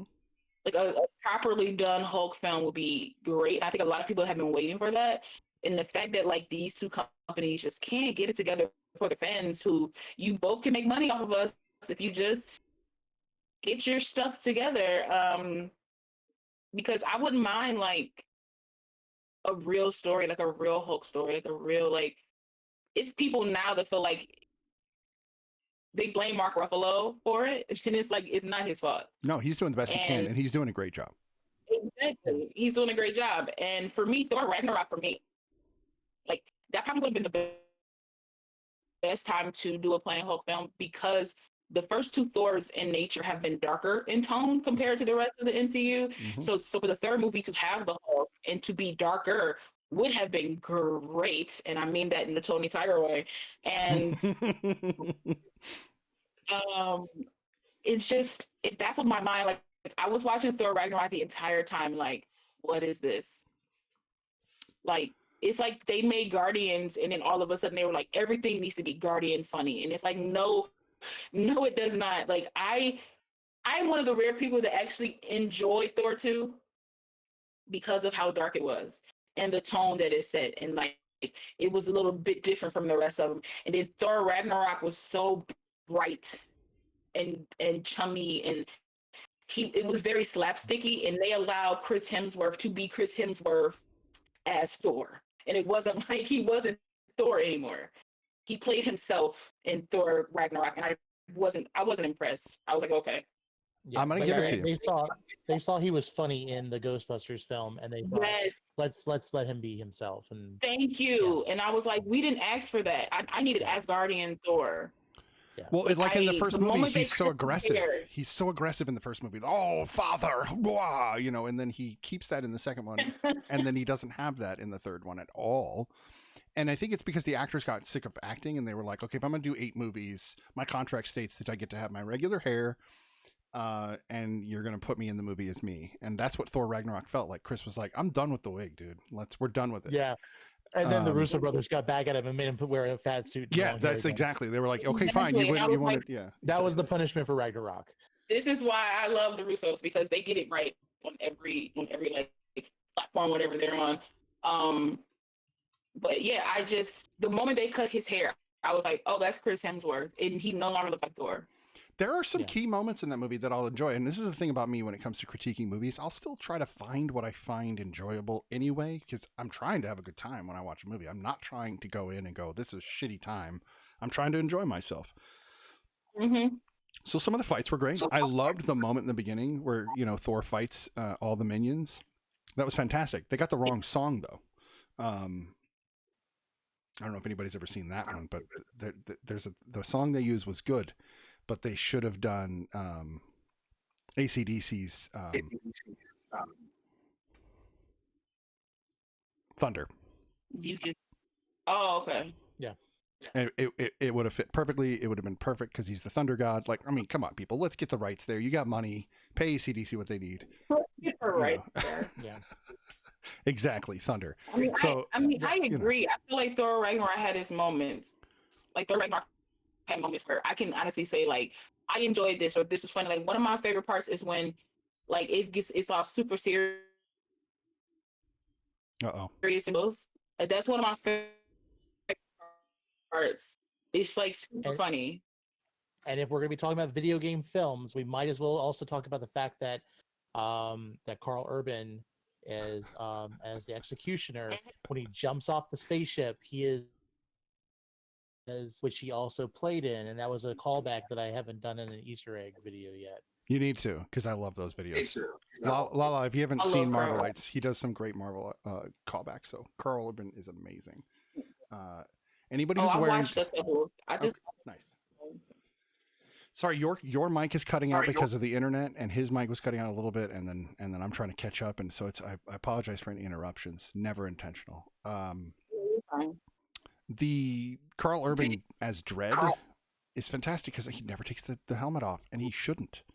I love that. That's commitment. I hate all these superhero movies where they like, let me show up and take my mask off in a situation where if I did, everybody would see me. What are you doing? Keep your mask on. I'll tell you the biggest offender of that is the Flash. The biggest offender is the Flash. On the CW show? On the CW show. Every 2 minutes. Like, everybody should murder his family because they should know who he is by now. That makes sense. He's always like, I'm Barry Allen, I'm the fastest man alive. Quit telling people your first and last name. Stop it. Just say I'm the fastest man alive. That's all you have to say. You don't have to give them your name. Well, I mean, if we're gonna go back that far, let's just also say Smallville. Like, nobody in Smallville knew that Clark Kent was doing superhero stuff. Exactly. Except for everyone. And they're like, oh, the red blur. He wears his big red jacket everywhere he goes. You guys don't know it's him. For real. Okay. All right. No, we're not trying to. No, Joker. We're not trying to knock superhero films that hard, but it's just funny. It's a trope. I love Smallville. Yeah, it's a trope they've done too much of. It took me 2 months to watch the Smallville finale because I didn't want it to end. Oh wow! Okay. It took me 2 months. That's back when I had a DVR and I was like recording stuff, and it sat on my DVR for 2 months because I was like, I don't want this show to end because I loved it so much. Same thing with Supernatural. I haven't watched the final season yet because I love it that much. I was like, I'll wait. I'll wait. So I stood in line to meet Tom Welling. I stood in line to meet Michael Rosenbaum. And then I was really proud of the fact that I got my picture taken with Allison Mack until I realized she had a sex slave. Oh, that hurts. I'm so that sorry. I'm hoping, like I've told this to Eric. I've told him this. Hopefully, John Barrowman and Michael Rooker and Sean Gunn don't do anything because I have pictures with all three of those guys. So please keep my childhood safe. That's all I'm asking because Josh Whedon has ruined it. So just keep my childhood safe, and I'll have to throw out these pictures. Can we touch on that for just a minute? Because I don't know if you guys know this, but you can probably see it in my feed. But there's some Buffy books over here over my right shoulder. And I've been a Whedon fan for a long, long time. Like really heavy Whedon fan, like committing scripts to memory and all sorts of like heavy stuff. So for me, this last 6 months has been eye-opening and difficult. But I've made the decision that, fuck that guy. There's thousands of people that worked on that shit and it's all good. So I'm going to enjoy what their work was. And just because you're a genius doesn't mean you're not an asshole. So I'm going to enjoy Buffy, exactly. And so I'm going to enjoy Buffy anyway, and I'm going to love it as much as I always have. I'm not going to let his bullshit affect the way I feel about something. But I had to come to terms with that. It wasn't something I could feel overnight. I would go look at Buffy stuff and go, oh, what a dick. I still can't watch a Kevin Spacey movie. I can't. Like, I want to, but I can't. I just get angry. I'm sorry. I have to look over it when it comes to The Negotiator. I love that film, and it's mainly because of Samuel L. Jackson. No, that's fair. I will watch anything with Samuel L. Jackson, and I don't care what it is. I'll even enjoy Snakes on the Plane. But that movie was solid, though. Like we went to the theater. We went to the theater with liquor. Right, in order to get drunk while watching the movie. So we walked into the movie sober and drank as the movie went on. And man, I'll tell you, that movie went from being okay to amazing. Okay, that's the way to watch that movie. Start sober, drink hard liquor until you're wasted, and you will have the greatest time. I'm telling you. Everybody else in the theater hated us, but the five of us that would went, work for the movie Cats. So Stop. I have a weird obsession with that movie. It's awful, and I can't look away. I want the version before You know what they works fixed though? it. You talk about getting drunk. Get drunk and or high, whatever you choose to do. Not that we condone that on this show. Anyway, go ahead. It's pretty awesome if you watch New Mutants. Where like New watched it high, Mutants? and it was like it was like one of the best movies I've ever watched in my life. Is I that like just New Mutants. did that I come out? Honestly did. Is that out on Yeah. HBO now? I can't tell you how I watched it. You know, we streaming. I watched it. So it must be out. Anyway, It must be. I'll Yeah, it's I'll out. let It's been you know. out for a while. It's been Yeah, out, like, It was like that. out 3 or 4 months ago where you could rent it on demand, and then I think it's on Yeah. HBO Max now. How do these I movies think get it is on HBO my Max. They do sometimes. Yeah, it is supposed to be on I mean- HBO Max. I mean- Wow, you're totally right. It, For the most part, it wasn't a bad film. yeah, It's a I great mean, movie. it's definitely not the strongest comic book film, but I liked it. I did. Yeah, it had moments where I was like, again, that's where my brain goes all the time, and I'm like, I can see how this could have been. I can see what they were trying to do. They just missed the mark a little bit. Like that's where my brain always goes. I'm like, I can see what they were trying to do, and it was actually not that bad. But for me, if I could have written that, you know, I'm not gonna say it's not a good film because I don't want to say I'm a trash writer or anything like that. But if I can tell you, if I know like, oh, this is about to happen, or this person is about to figure this out, it's predictable. You know, if I can predict these things. Yeah. So That's fair. I'm gonna move us over to the theater just because I like the transitions and I like my cartoon characters.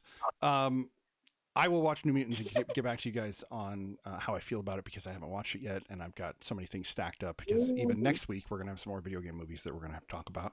And so we'll get to those.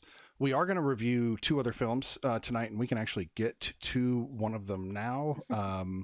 We've got Sonic the Hedgehog Can I and make Resident one more Evil. comment about Mortal Kombat, Of course, yeah. The only thing that really bothered me about Mortal Kombat was something that kind of bothered me about the video game. It's almost like nobody ever talks about the fact that Raiden is a spin-off of Thunder from Big Trouble in Little China. Like that bothers me. If you've ever seen Big Trouble in Little China, that is Raiden.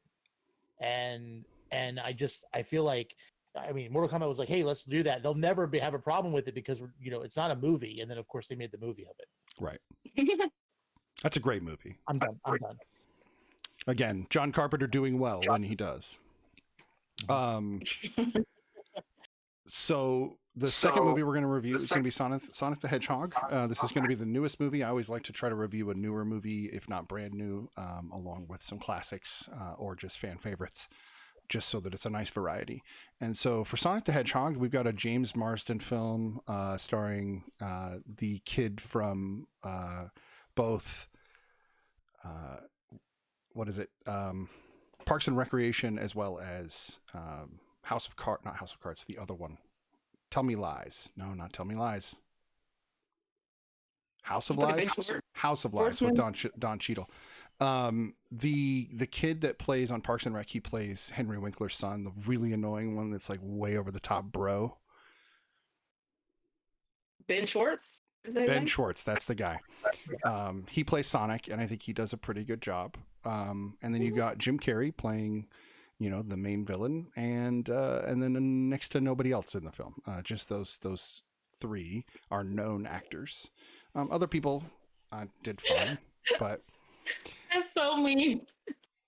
those are I'm not trying to be mean, but those are the 3 names that drew people to the film. If anything, it was Jim Carrey that drew people to the film. No, that's the only name that drew people to the film was Jim Carrey.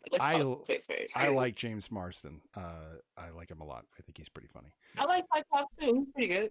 Yeah. Have you ever seen the movie Sex Drive? He plays the older brother in that movie. I've heard of it, never seen it. Okay, it's a really ridiculous late night comedy, but he's a ridiculous character and way over the top. And it's just, I love that he can be Cyclops, but he can also be this really over the top character. I've been rewatching The Nanny on HBO Max, and he was on a couple episodes.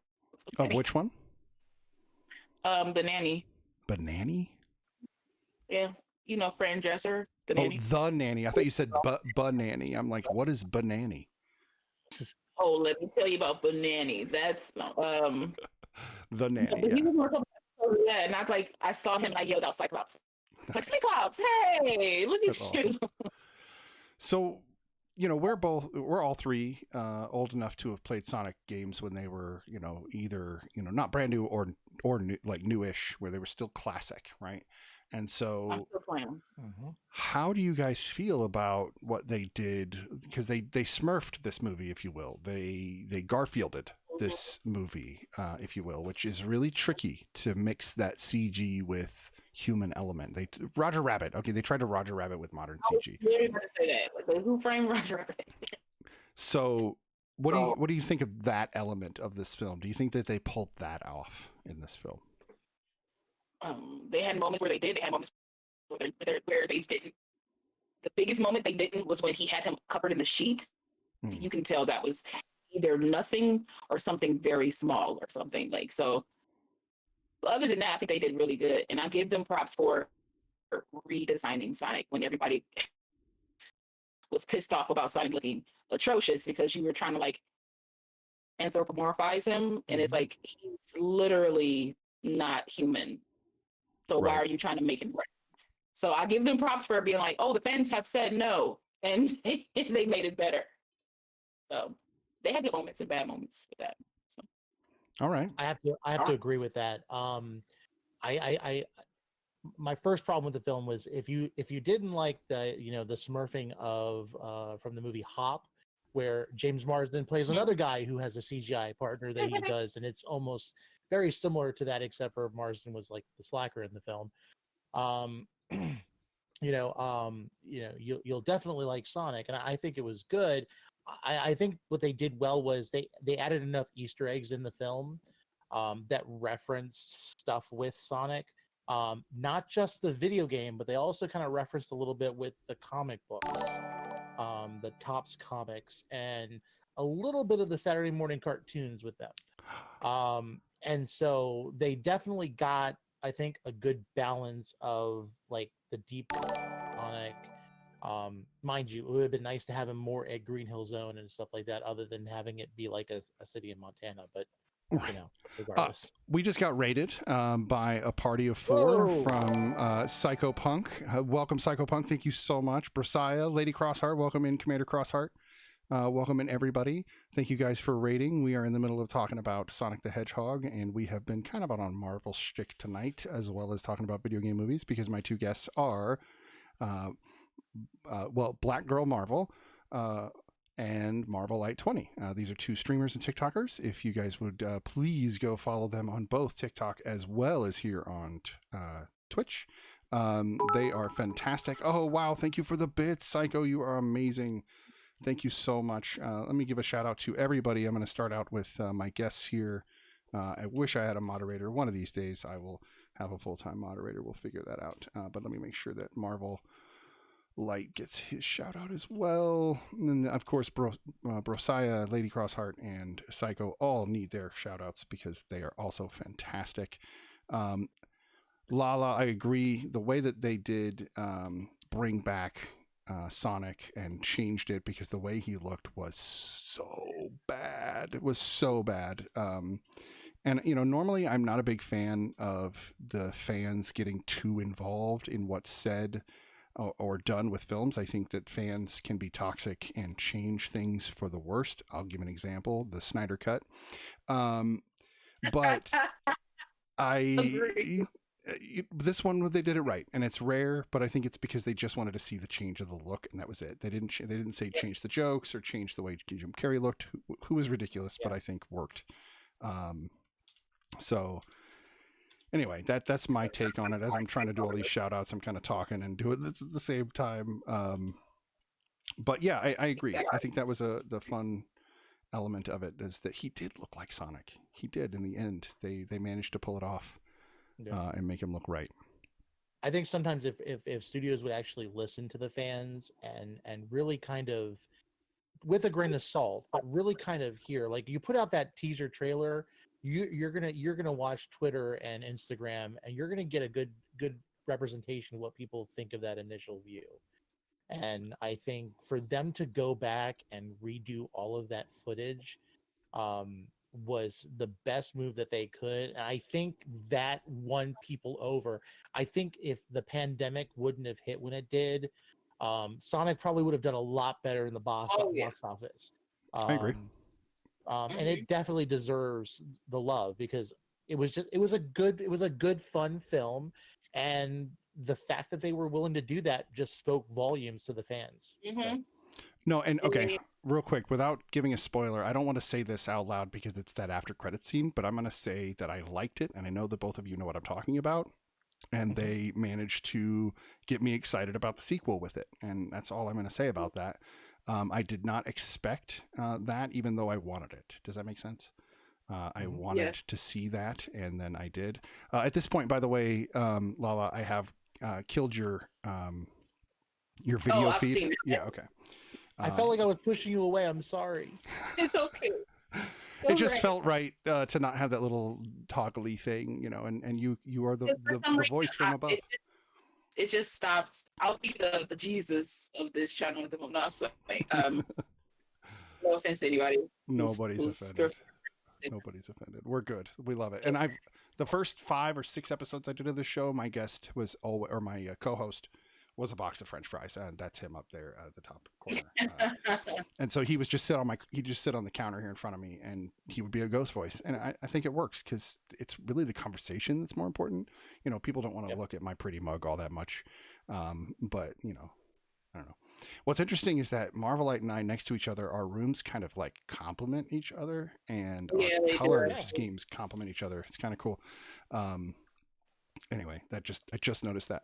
So for me, the jokes also hit because this movie seemed to understand that it was a bad movie. It knew that it was a video game adaptation, and it knew that it was trying to appeal to a mass audience that was going to not take it overly seriously.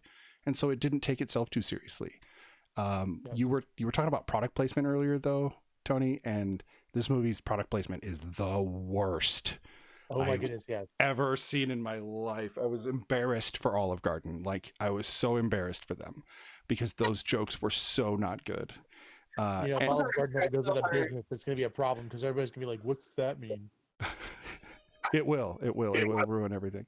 But the moment where he's like talking about it on the phone, I was like, that's so forced. It does not sound right. Oh, my baby's not happy. Is the baby okay? No. No more baby screaming, so I assume the baby's okay. Baby's like, I want to talk Marvel too. Yeah. I want to talk Sonic the Hedgehog. She is a huge Disney girl. She watches her Moana. She loves Trolls. She loves Barb from Trolls World Tour. She actually is a little, like, she gets really excited when Barb comes on screen. I think she wants to be a musician, so that'll be that's awesome. Cool. Yeah. Wait, what? Fuck who? Wait, what? I'm confused. Talk. When you said talk, he thought you said fuck because it did sound that way slightly. Because it took me a minute. You said she wants to talk Marvel, and I think he heard you say, yeah. So I think Brosiah just didn't hear you because it was just an odd. Oh, that's hilarious. Yeah. It's just I heard it, but I knew what you were saying, so I had the context let it go through. So, see, that's weird. I caught that. No, you're good. Miss me all the time. Joker's back.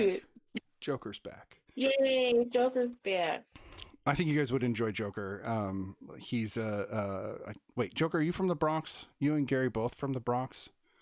We'll get a response here in about 60 seconds because that's how long Twitch takes to respond with chat. But I believe him and his co-host are from the Bronx, and they bring that nice, kind of, heavy New York element, which is great because they're right there in the city. And then Salty Dog's an upstate New York guy, and he technically yes. Wait. Yeah. Okay. Well, if Joker NYC is from like LA or something, we have a problem. I know, right? Well, I'm from Idaho. Actually, he's Southern. He's from like Georgia or something. That's just his tagger. New Yankee Central or something. I don't know. So yeah, if you guys do go on his show, I think you'll have a blast, especially if you guys say you want to talk Marvel, he'll talk Marvel. So I think that would be he highlights whoever is on the show and whatever their big passion is. So that's what's really great about him. Oh, Angel, you're from LA. I knew that. You said Anaheim last time, right? So we've got people from both coasts, which is so great. I Oh, that love makes that sense. about this. Angels and tacos, that's definitely LA. Like Oh, yeah. that's it's like sums up LA to a point, you know. You know Somehow what? Brozaya being from PA makes a lot of sense. That's awesome. Bro Saya, Yeah, it just makes me think Amish. That's interesting. So we've got. I feel like the most hobunky person because I'm from Oregon, and Oregon. you guys are from DC and Michigan and New York and Pennsylvania and California. I'm from Oregon. You're he literally did that. I love it so much. That's hilarious. So yeah, That's great. oh yeah, that's Joker's thing. Like they're big on the New York thing. I love it. They even made me. They made me you're on their show, which is not my thing, but they made me. I love it. So I need to see that footage. That's amazing. just go to his channel and it should be there. Brozaya, I wasn't trying to call out your mom. I'm sorry. His mom was Amish, but you're not Amish, so you didn't go on Rumspringa or anything like that. Because I always wanted. No, but maybe she did. That's why he's here. Oh, yeah, crap! That's a good point. That's a good point. So Angel, you guys. He's still here, but Angel usually comes in and tells us a movie plot every week. He hasn't done it this week, but fuck me, good game, he says. But yeah, you definitely want to hear one of Angel's stories. One of his great stories is Meth Gator, I think is what it's called, and it's quite the tale. All right, a Florida alligator, and you can kind of assume from there where it goes. I thought it was Taco. Sounds like an episode of Rick and Morty. And totally, that Angel comes up with some fantastic stories. Like if you can even see the chat when you go back. Meth Gator coming in 2020. Wait, 2027? I thought you were writing it earlier than that. Man, I was so looking forward to that movie. I was thinking it'd be like Crawl meets, so can I be a Meth Gator? From the studio that brought you Sharknado, there's Meth Gator. Listen, Meth Gator can be my Sharknado. So like, let me get an audition at least. Angel, when you make the movie, please make sure to get Lala a lead role. I would like her to be at least a co-star at the lead level. Please, don't have me die. Black people always die in these films. So let me live. It's like Breaking Bad in the Everglades. Now you got me thinking about it. So what's really messed up is that Breaking Bad can only take place in the U.S. If that happened in Canada, they'd be like, "Here's your surgery."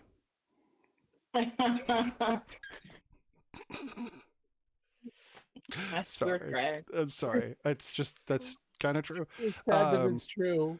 Because that's just not a show. It's just if you go to Europe, they're like, I don't understand the premise of this movie. What do you mean he needs to what? Like nobody's gonna care about what he does from other. It's definitely an American show. Anyway. Yeah, that makes sense.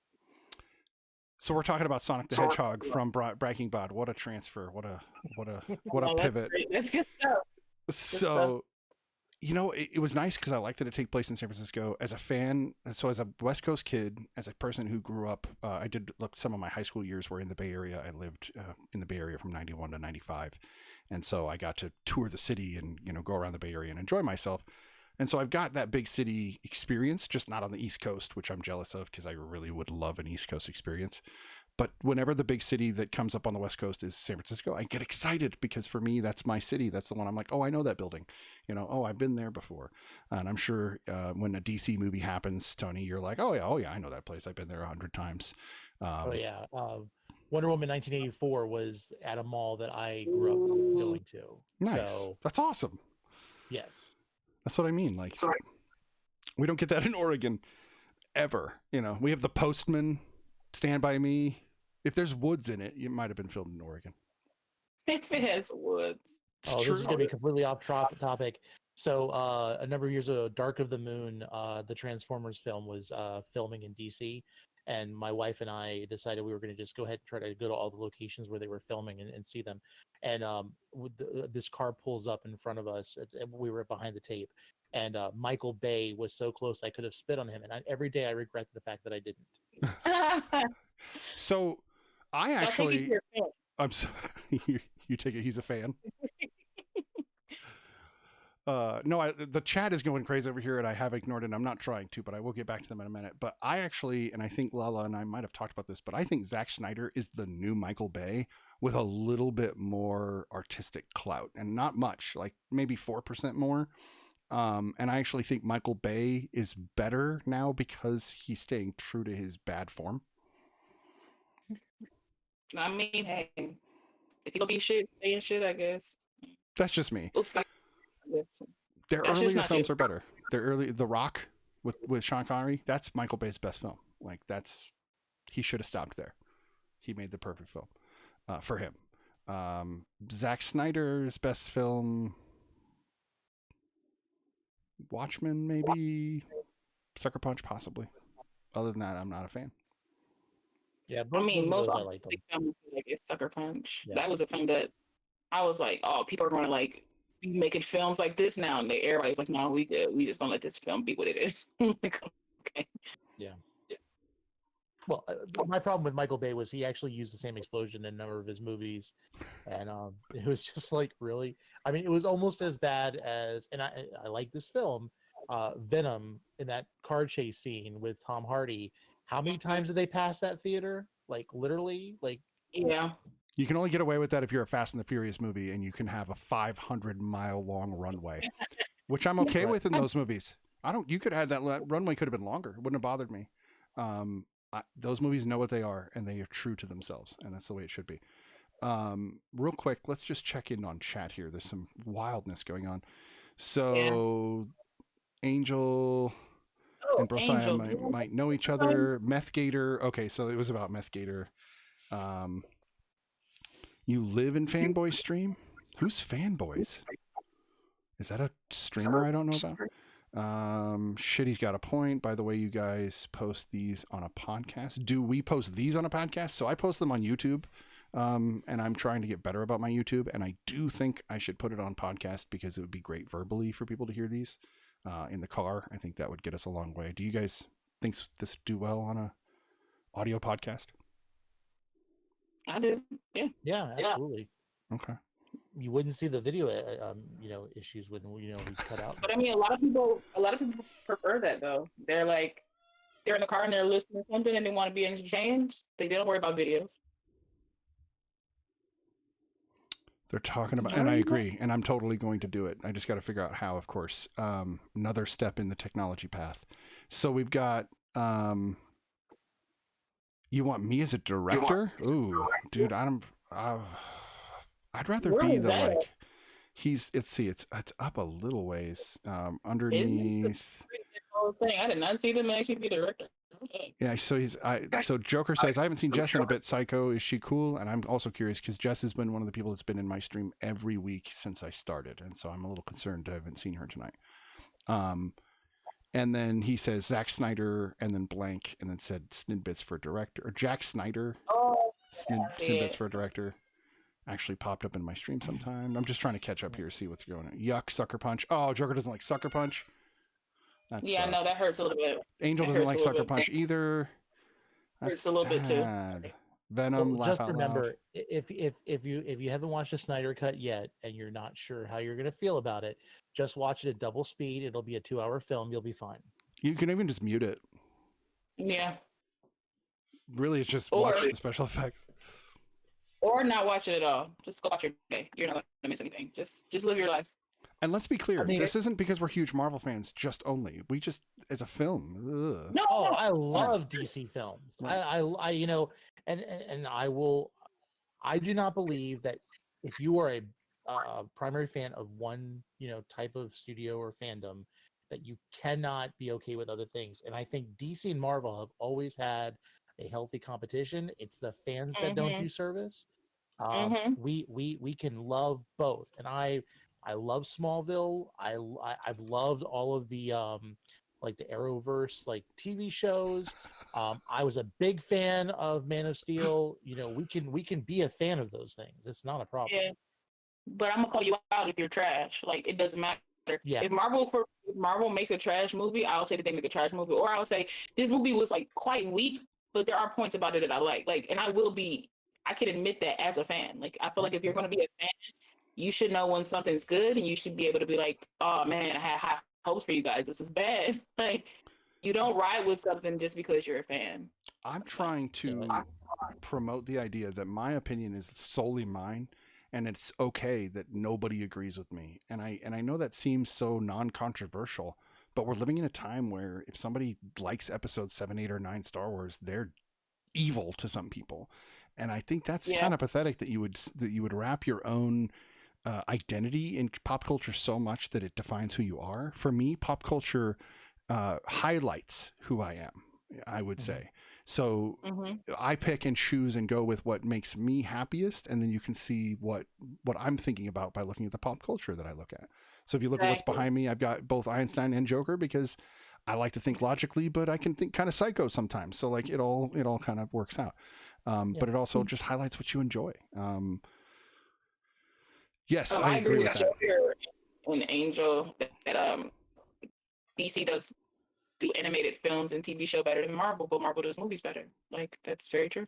Now, I will say, with the exception of that, would be the Nolan Batman films. I think that they are, well, with the exception of Dark Knight Rises, because I feel like it wasn't his original intent. That could have been better, but with the lackluster success of Tenet, it has been reported that Nolan is considering coming back to the Batman franchise. No. Oh, leave Batman alone. Y'all are beating this horse to death. Lord. I'm not going to agree with Lala on that one. Nope. I want more Batman. I want lots of Batman.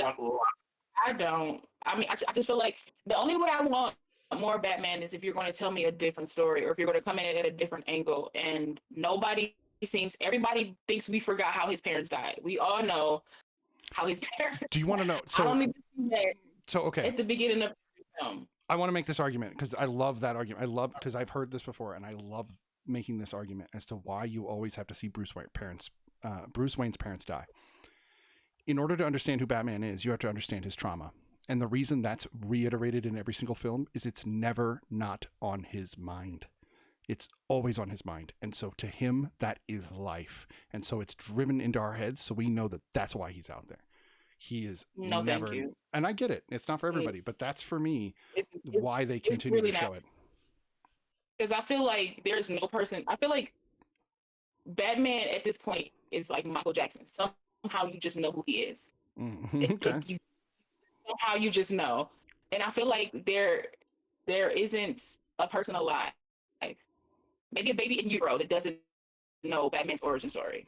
Little kids know his origin story. I feel like if you're going to give me another Batman film, you need to come in at a different angle. That's just me personally. Mm-hmm. Like, I don't need to know how his parents died, because you can reiterate that somewhere else within the movie. The movie shouldn't start with him being a kid, walking from the theater down an alley. I don't know why these rich people was walking down the alley anyway, but it's one of those things where it's like, if you're still going to show it to me, give it to me in a different way. I need people to be a little bit more artistic with it then, if that's the case.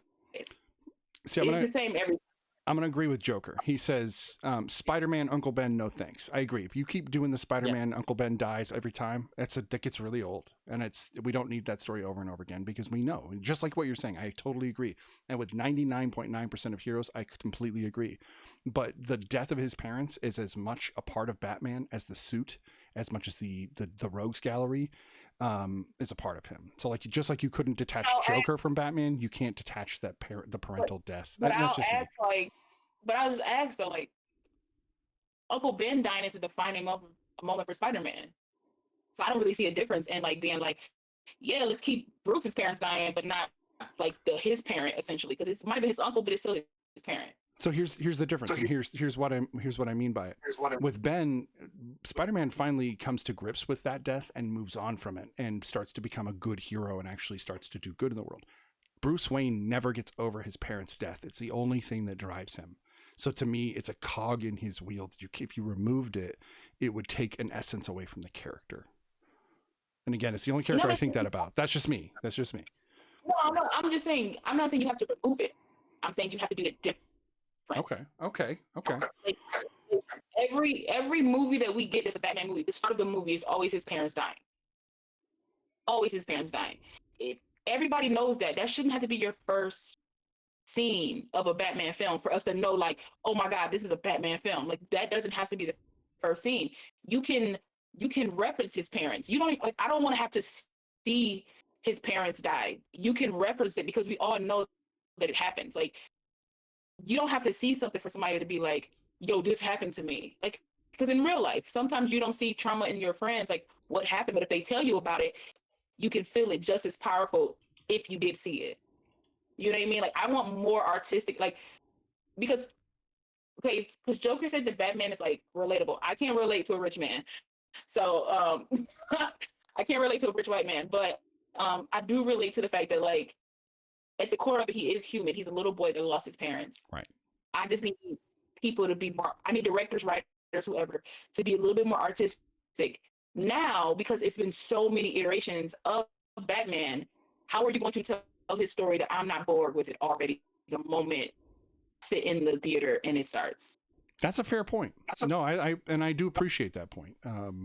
I think the big argument would be that they still need as many butts in the seats as they can get. So if 90% of people have heard the story, they're going to be making sure that 10% haven't, are the ones that are coming to see the movie, so that they have a bigger fan base and more money coming in. Unfortunately, it's still movies are money driven, and so they're going to base things based upon what will get butts in the seats. That's why we get lassoing bullets and we get smelling armpits underwater and weird things that shouldn't be in movies. But those are my DC knocks that I can't stand Aquaman for that reason. Tony, we've been quiet. Let Tony jump in. So I would say this: if first of all, back to the Nolan thing, if Nolan were to come back, I feel like what they should do is, it's been enough years since Dark Knight Rises. They should pick up how it ended and what's happened in the gap between, Dark Knight Rises and now. And I think they should stick with that and leave it be its own thing and not try to build a universe in it. But there is so much they could do, and they wouldn't have to reference that. But I do have to say also this. I think of all of the Batman iterations, I think that the 1989 Batman film did a better job building Bruce Wayne up without having to immediately go into the death of his family. You do get that whole thing with the Joker, the dance with the devil in the pale of moonlight, but it wasn't like a whole Batman Begins thing. It wasn't like a whole montage with Batman v Superman. And I think that was a better way to do it. And I personally, I think they did a great job because they really, the 1989 Batman film built so much. I mean, we will never get built. What was it? Was it Billy D. Williams as Harvey Dent in that film? Yes. Yeah. I mean, we never got that. We never got a whole lot of things. Of course, and again, I would say that Batman and Batman Returns are the only films in that series, and then everything else is separate. Which is why you have Tommy Lee, what is it? Tommy Lee Jones. Tommy Lee Jones plays, the same exact character that Billy D. Williams played. Right.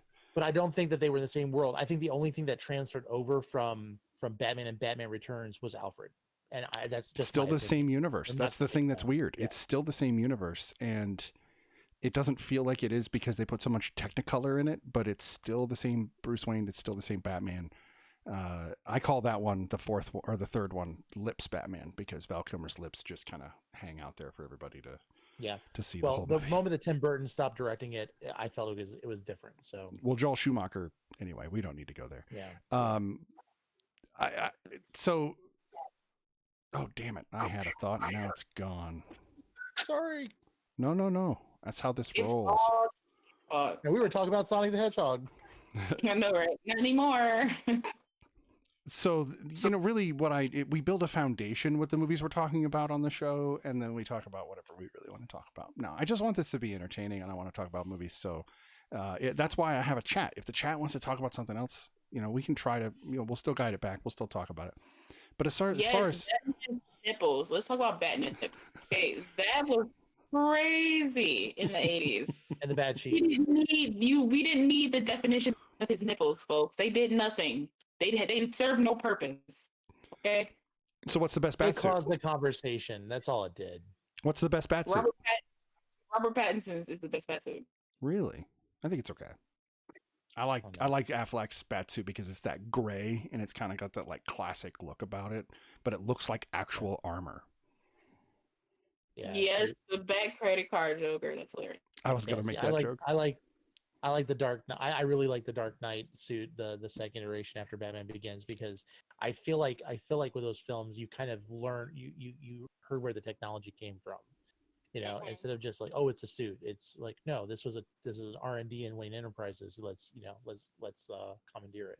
Oh, dude, Fox in those movies is part of what like Oh, draws me to those films. I'm like, dude, Fox, tell me Yeah. more. I could just watch you make stuff and then give it to Batman. Like, can we have the I can would we just have like the Morgan Fox Freeman show? reading the dictionary. If he did a film of him just reading the dictionary, I would be happy. I agree. I hate to say it because Morgan Freeman is the same guy in every movie, but we want to see him in that movie, right? That's the thing about him. He does it so well. Like He does. I always talk about actors how they like, they don't want to get stereotyped as a character or stereotyped in a role. I feel like a lot of people wish they could get stereotyped and play this character all over again and get money for it, and people appreciate what they bring. What Morgan Freeman brings, nobody else could be Morgan Freeman. Yep. Nobody else. That's true. So he's literally stereotyped as himself. That's a rare breed. It is. And so, I think Eastwood would have been one of the ones before him that would have been labeled that way. Eastwood was an iteration of himself at one point. Yeah, and Charlton Heston, I think, as Heston. well. Adam West is another one that they're mentioning in chat. That guy is the guy that you hear in Family Guy. Like, even though he's not, he still was Adam West. He always had that slyness about him. Yeah, no, this is so bizarre. We aren't talking about the movies we meant to, but I don't, I actually don't care because they were good, they were fun, but I'm also not freaking out that they're the most important movies to talk about in the world, because as much as I love Sonic and as much as I'm going to have my daughter watch it because I think she would enjoy it, it was not memorable in the long term. Like, I watched it 5 or 6 days ago and I have like 3 things I can remember from it. I watched it today. I can tell you the movie from start to finish. Yeah, I was a super Sonic fan. Like, that was the thing. Like, the cheat codes, the supersonic, everything like that. That was my life for like the majority of my childhood. Did you like how they got the rings into the movie? Yes. Yeah. Yes. Because I was shocked. I was like, how are they going to get rings? So go ahead, Lala.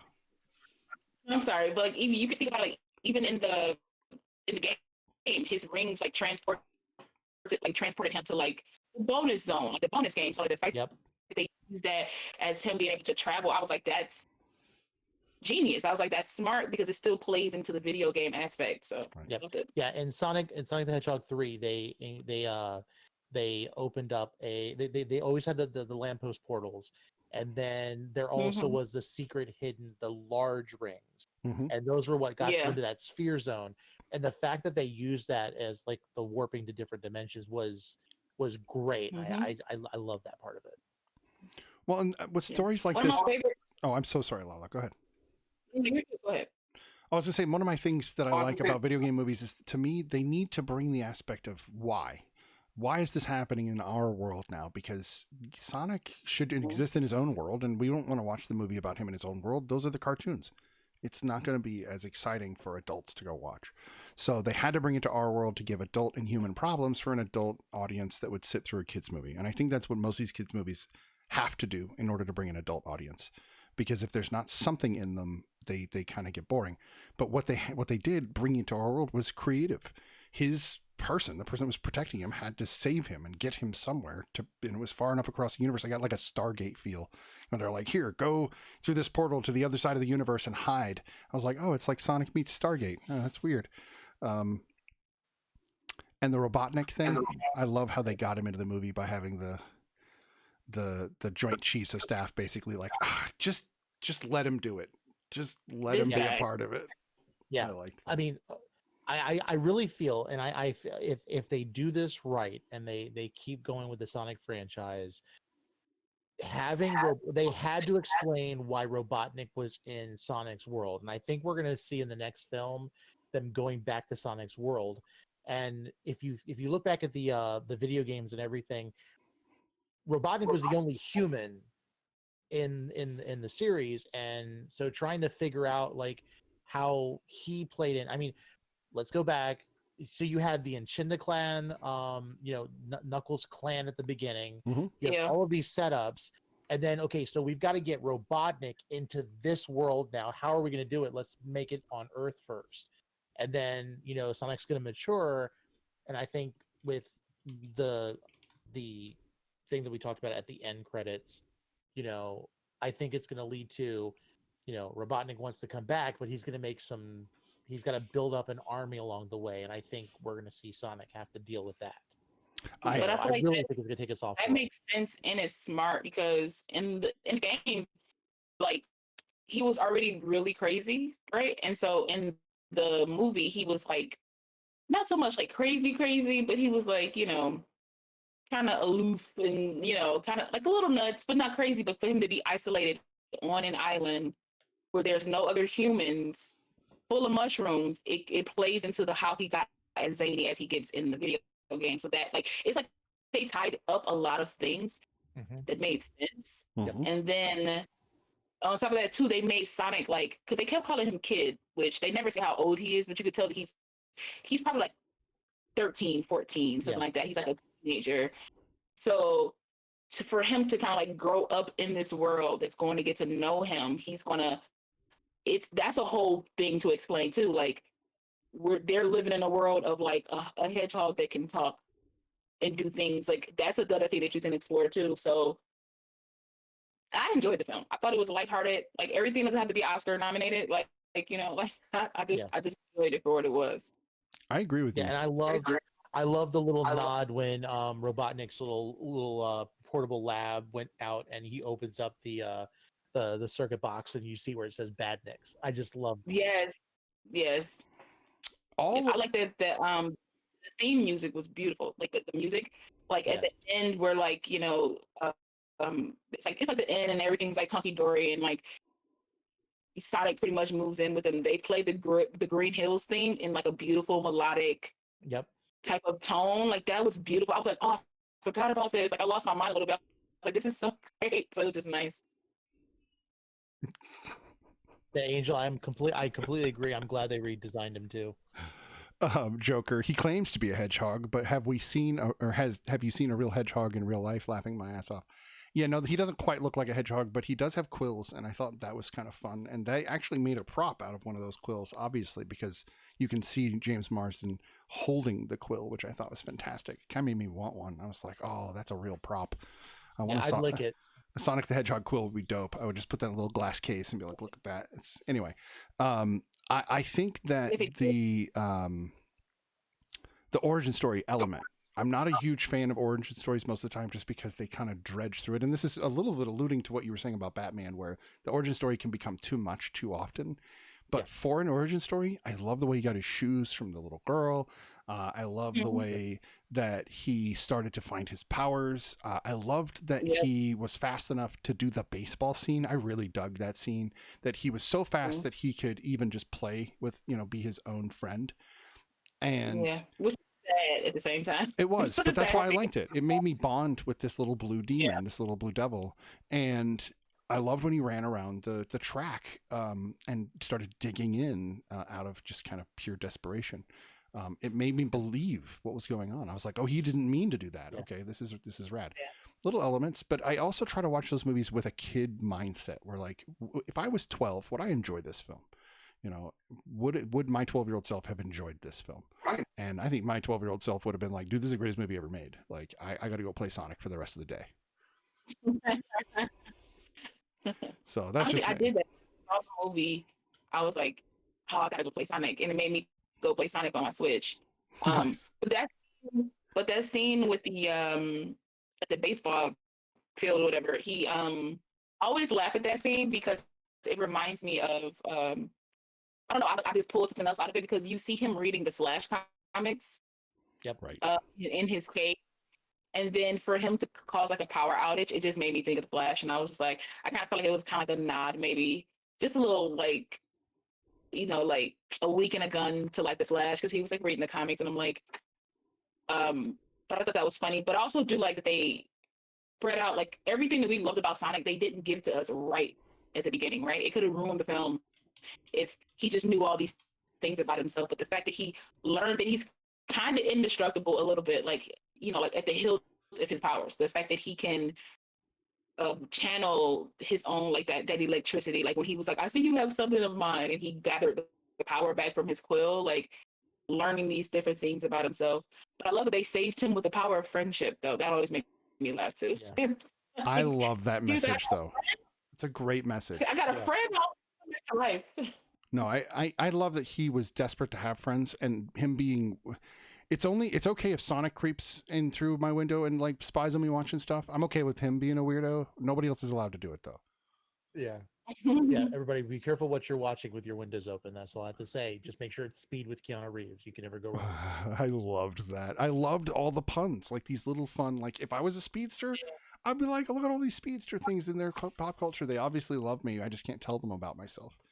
And that bar fight scene, like Zack Snyder probably saw that and said, "I'm going to do that for the Snyder cut." But it was fantastic. I just thought it was so much fun. Well, that gave me Quicksilver thoughts when I watched it. Yeah, it's like so the X-Men style. Yeah. I Quicksilver. agree. Yeah, there's so many Quicksilvers these days. It's hard to keep track of them. Sorry. So I would have to say, now we all know Flash is the best man alive, and we don't have Wally West, Barry Allen, doesn't matter. We know. So let's set Flash aside for a minute, and let's talk about Sonic versus other speedsters like Quicksilver. Do you think he comes to the level of the like Marvel superhero, DC superhero level speed? I would say yeah. I think the premise with this film, if we're talking about the film Sonic, I would say definitely, because I feel like there actually was a time when Barry Allen crossed over to Marvel.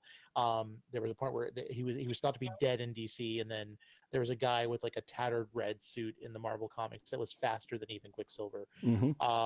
And so we know that he was fast, and of course he had the Speed Force.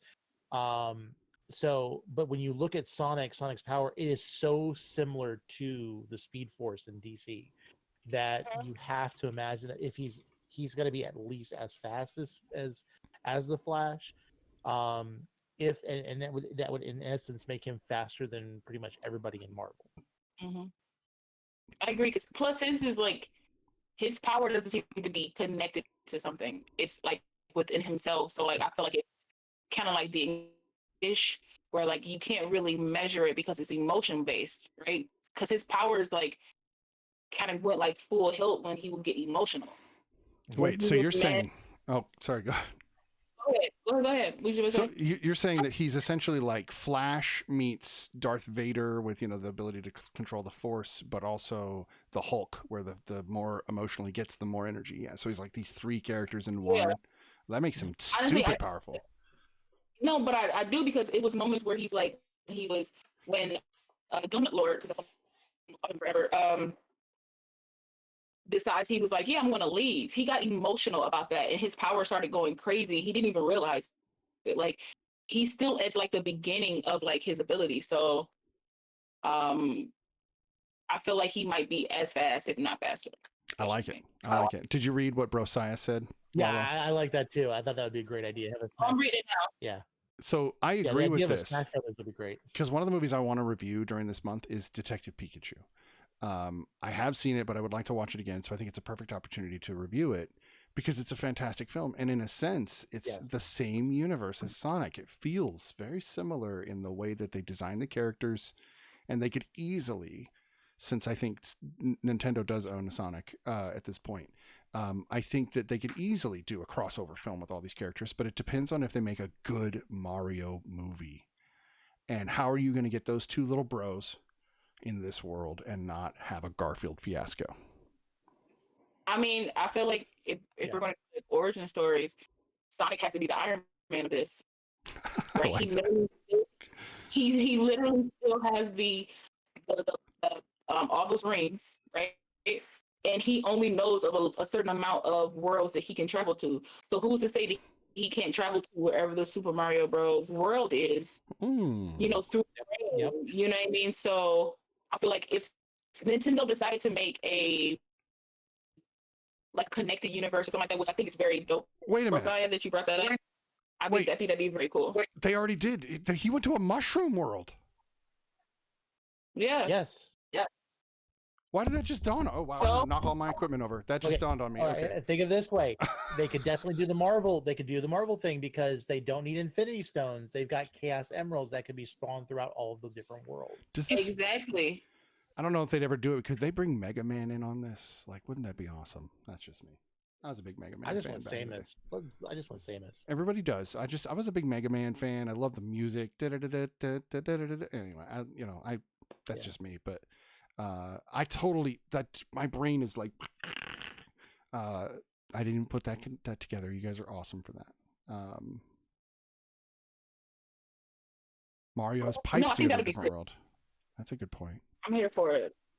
So Joker asked a question a little bit ago, and I didn't answer, but he just said that Gary needs to come on the show. But yes, so that actually, Joker, that's the point. So you and Gary both need to come on the show together as a pair because you guys are co-hosts to talk about whatever you guys want to talk about movie-wise, and then you will both get a cartoon. You got to get on the show to get a cartoon character.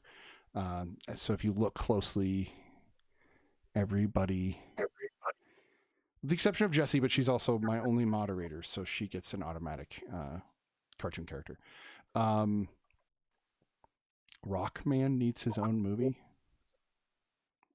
To do a Mario movie right, I don't think they should do an origin to them. I agree. There's no origin in the games. They just show you that they're already doing it. They're just rolling. Let it happen.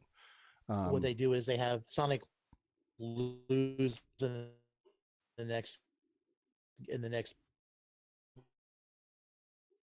movie, and Sonic's like, who is this? And you don't see a character. You hear it's a Mario. That'd be I'm great. here for it, but just don't make Mario human. Like, don't make him human. They have to stay like computer generated, however it is. Like, it all has to stay computer generated. Maybe it could be around them, but they need to stay because they tried, and it I thought it was glorious, but it failed. Yeah. There's some great elements to that movie, but to me, the Super Mario Brothers film is like the movie Brazil, but with Mario Brothers. I don't know if you guys have ever seen the movie Brazil, but it's essentially Mario Brothers before Mario Brothers. The story is literally about a superhero plumber. That's what Brazil is about. That's hilarious. Somebody tried. And it's Robert De Niro playing a superhero plumber, by the way. Stop it. Oh my goodness. Yeah. And there's even notes to like looking to the future. There's a person in that movie that dresses like Lady Gaga dresses now. Oh, it's funny. That's probably where she got her stuff from. Maybe. I think you guys should watch it. It's a Terry Gilliam film, so it's right in the vein of all those really, odd Baron Munchausen and Time Bandits, and it's in that same vein of just bizarre 80s flicks. I actually thought Lady Gaga got her outfits from that Howie Mandel movie, Little Monsters. I always thought she got them from the deli, but that's just me. Sometimes. That's just me. So let's rate Sonic the Hedgehog. We've actually had a pretty good discussion about this. This has been a better talk than I think Mortal Kombat in some senses, but mostly because it's a newer movie. Yeah. Should we what, Lola? I said no. I said we should be proud of ourselves. We did. Yeah. So let's see. I rated Mortal Kombat first. Let's let Lala rate Sonic first. Okay, 1 through 10. Yeah. So again, you can kind of lay out how you want to do it. If you just want to do a simple 1 to 10, or if you want to do a couple different 1 to 10s. We talked about being like 12, so I'm gonna do that again. Like I'll try to get into the guys of like my 12-year-old. So, but as an adult, I would probably give this like a 7.5. Because it's just pretty looking. It's clean. Also, I give the extra point is for them listening to fan service for once and going back and changing the design of the character when we were all like, no, thank you. So I'll give it like a 7.5. But I think kid me, as I grew up playing Sonic like crazy because I'm a levels type of person. I love levels. If you can give me a game that has 50 plus levels, I'm just let me play it. I'll get through them all eventually. But so for me, Sonic was like top tier because there was always something you could find. You could go back and play the same level and find something different, a different corridor, different something. So I think 12-year-old me would probably give it like a 8.5, 9 out of 10. Nice. Maybe even but I'll say 8.5, 9. How about you, Tony? I have to give it a solid 7. I have to agree with Angel in the chat there. I think they did a great job making the film, and when I think of 7, I think of a solid number. I think it's rewatchable. It definitely is pleasing. There's great references. You can go back and watch it and enjoy it. Mm-hmm. I wanted to give myself some time before watching it again. The child in me watches movies over and over again and just dissects the whole thing, and then you get tired of it and you don't see it again. But it's definitely got rewatchability. I loved Jim Carrey's Dr. Robotnik, Mm-hmm. and I think that the fact that they went from calling him Robotnik to calling him Eggman, I think that really was a pushback toward the comic. I'm sorry, toward the video games. Because he was not called Robotnik until he came to America. He was always Eggman, and I think that there's without the intention of doing it, they built up the opportunity to do a lot more with this character, and I could even see the number going up over time because I as much as the Olive Garden reference stuff like that, it kind of will date it after a while. Um, it's definitely a solid watch. It's fun. It reminded me of all of those hours I spent not going outside and getting as pale as possible playing the video game. And the best years of my life were wasted on this game, and so I appreciated going back. Did you enjoy yourself? I don't think they were wasted. Yeah, Man. if you enjoyed yourself, that's not a waste, man. It's not a waste, man. Yeah, I beat that game so many different ways. It was just yeah. Oh, can I just say also real quick before you get into your review, your rating? I can't speak. Jim Carrey had this. There are certain roles that are like made for people. And you might not know it like in your time. Like everybody wants to be like famous when they're a fetus, and then all this type of stuff. And I feel like this role was made for Jim Carrey. Everything that we've seen Jim Carrey do up until this point, every character you could think of, he became Dr. Robotnik, but still had like a level that was still different. That you weren't like, oh, he's being the mask here, or he's being, like from Liar Liar or anything like that. It might have the same like some of the nuances, but he made this. I really feel like this film was good, but it was great because of him. Yeah. So I love all of Jim Carrey films for the most part. But I will say I have not had as much fun with Jim Carrey since Ace Ventura until Sonic. I feel like it was just the character was just so much fun. That and Fire Marshal Bill. I mean, I was literally going to bring I feel him like up. I feel like this is the Jim Carrey we knew and loved. Like I think this type of zaniness is what drew us to Jim Carrey. So to have him kind of come, like we haven't seen him in a while. Plus he was trying to get serious. He was doing serious films and flicks and stuff. So I think for him to kind of come back and give us like that zany erraticness again that we all loved him for, and he hit every note. It just, I think it lit everybody up in a way that they forgot they could be. And if you're in the chat and let's say, because it happens, Jim Carrey is a new character, you need to go online and you need to look up In Living Color and watch Jim Carrey in Living Color. I think that In Living Color in some ways was so much better than SNL. Mad TV. It was just a fantastic. We got a lot of like A-list comedians out of that show. Well, Jamie Foxx does not get the service. Oh yeah. Was it Jennifer Lopez? Well, she was one of the dancers, wasn't she? One of the dancers on the show. Yeah. So there's another show that's kind of like the Nickelodeon version, right? There was a Nickelodeon show that nobody ever remembers called "You Can't Do That on Television," and that to me was a television show where a lot of famous people came from in the 80s. Wow, there's something really weird going on with the feed. That's okay. Anyway, so the You Can't Do That on Television is actually where the Nickelodeon slime originated. Whenever somebody would say you can't do that on television on the show, you can't do that on television, they would slime them, and that's actually where the slime came from, and it's very similar to that in this like kind of off the beaten path weird show that everybody didn't know but loved. But yes, I agree. In Living Color, you got to watch it. Some of the jokes are not going to hit the same because it is like early '90s. Right. But yeah, Fire Marshal Bill, Homie, Don't Play That. Some of the greatest skits of all time. Now, I'm Homie the gonna Clown, yes. right, Homie the Clown. I got to give it to SNL still, only because some of the most amazing films and artists have come from SNL. It's just not always a hit. With SNL, you're gonna get like 2 skits every week that are fantastic, and the rest are pretty boring. Um, but I like skit shows in general. My skit show, though, that I love that nobody ever talks about is SCTV, the Canadian show from the 70s, where Rick Moranis and Eugene Levy and John Candy all got their, Catherine O'Hara all got their starts on that show. That was their version of SNL. That's a far better show than SNL as well in its own right. That being said, I'm going to give my Sonic review. I like that you said solid 7, because to me, when you say 7, it has to be solid. I've never given like a 7-1 because 7 is so perfect. Like if you get to 7, that's an achievement. Anything over a 7 is a really just a movie worth watching. So I like that you said solid 7. I agree with that.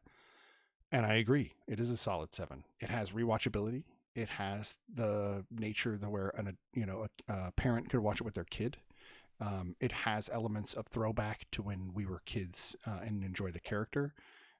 They listened to the fans and changed the look of the character instead of that weird, tall, munchkin looking thing that they had made.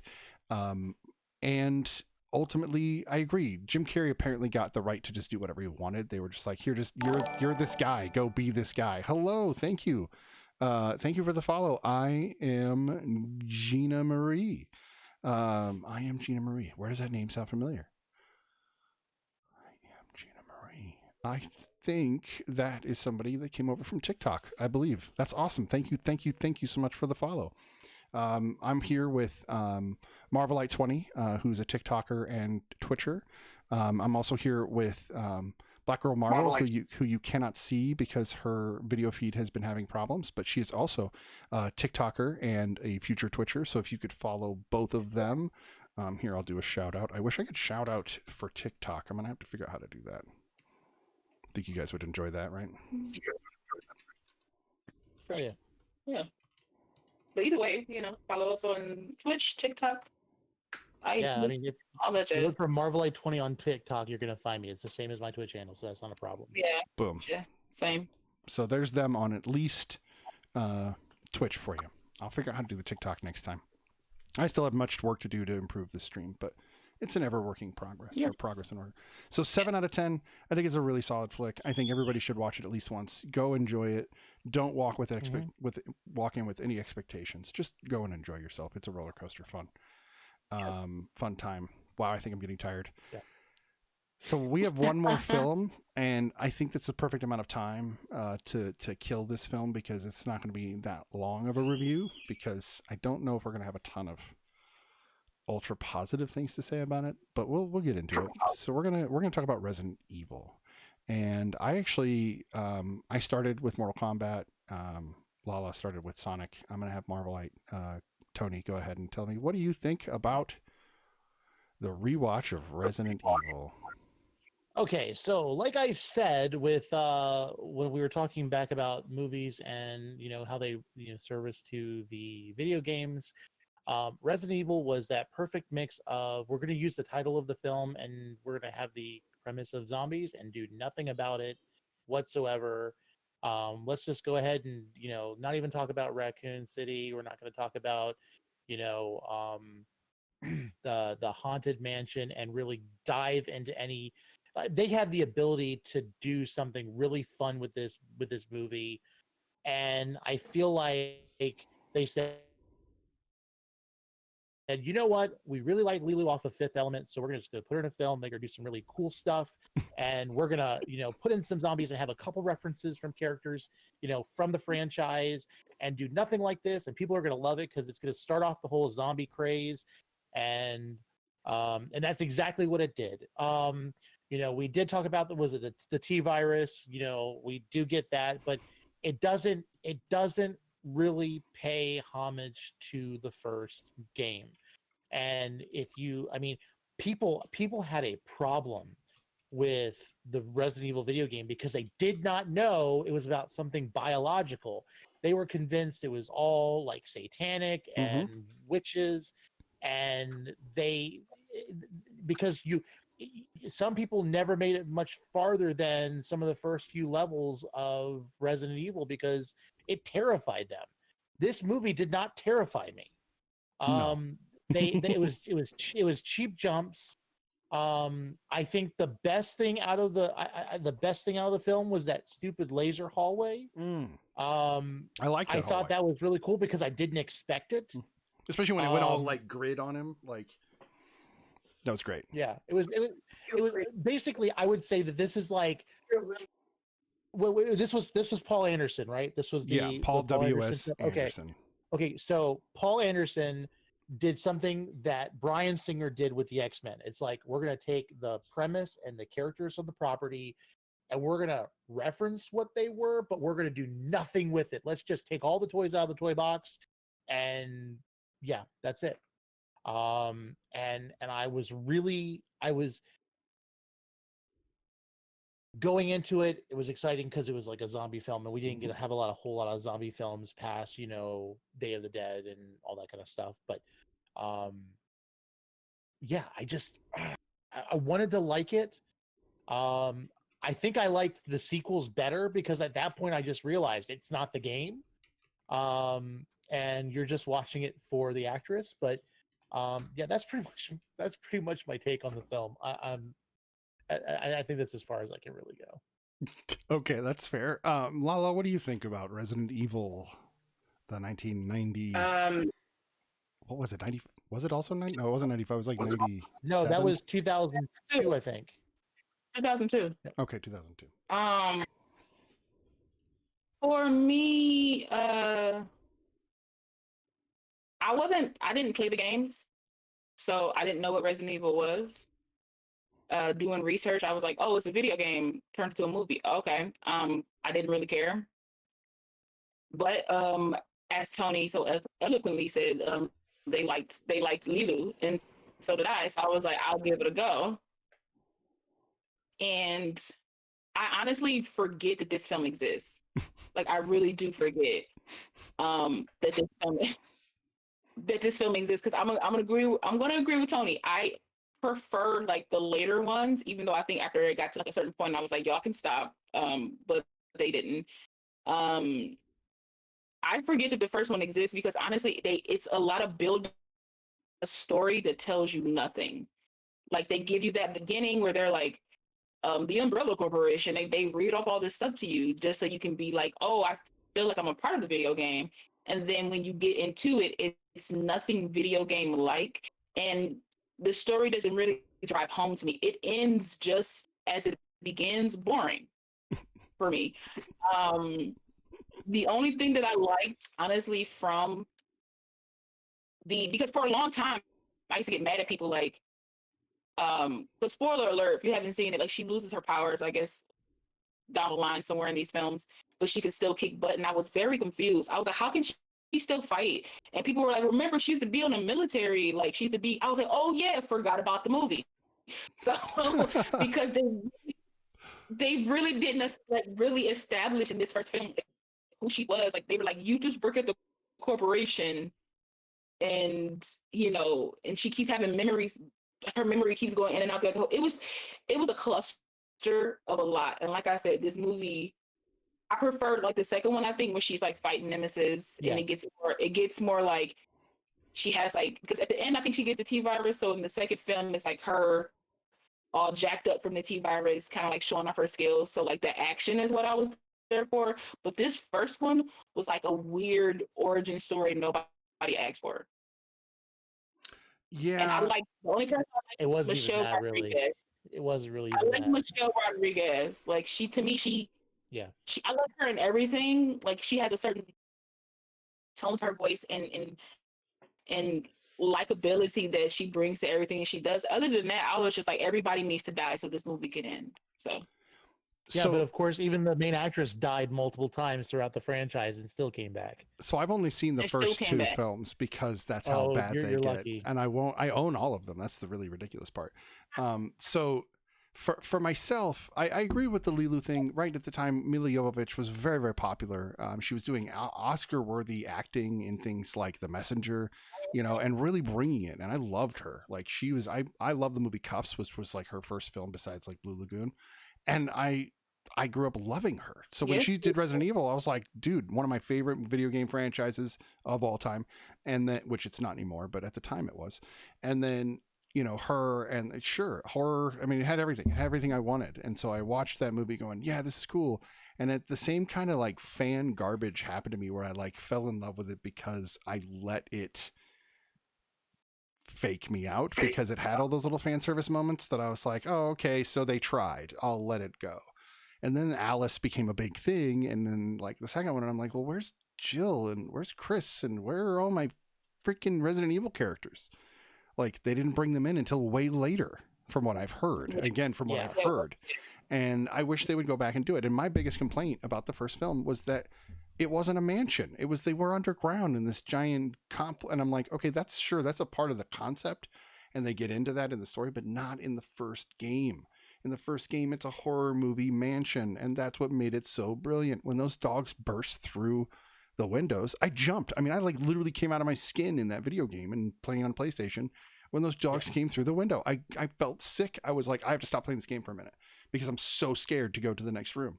And then the tongue lickers would come out, or the lickers, or whatever they call them.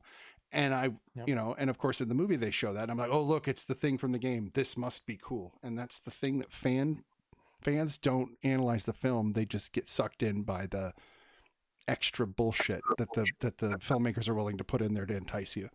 And that's sad to me, that they don't make it properly. In that way, I think it would have been a great movie, a great horror movie. Like, okay, House on Haunted Hill, 1999, is a closer iteration to Resident Evil the movie. You didn't have the aggressive, yeah.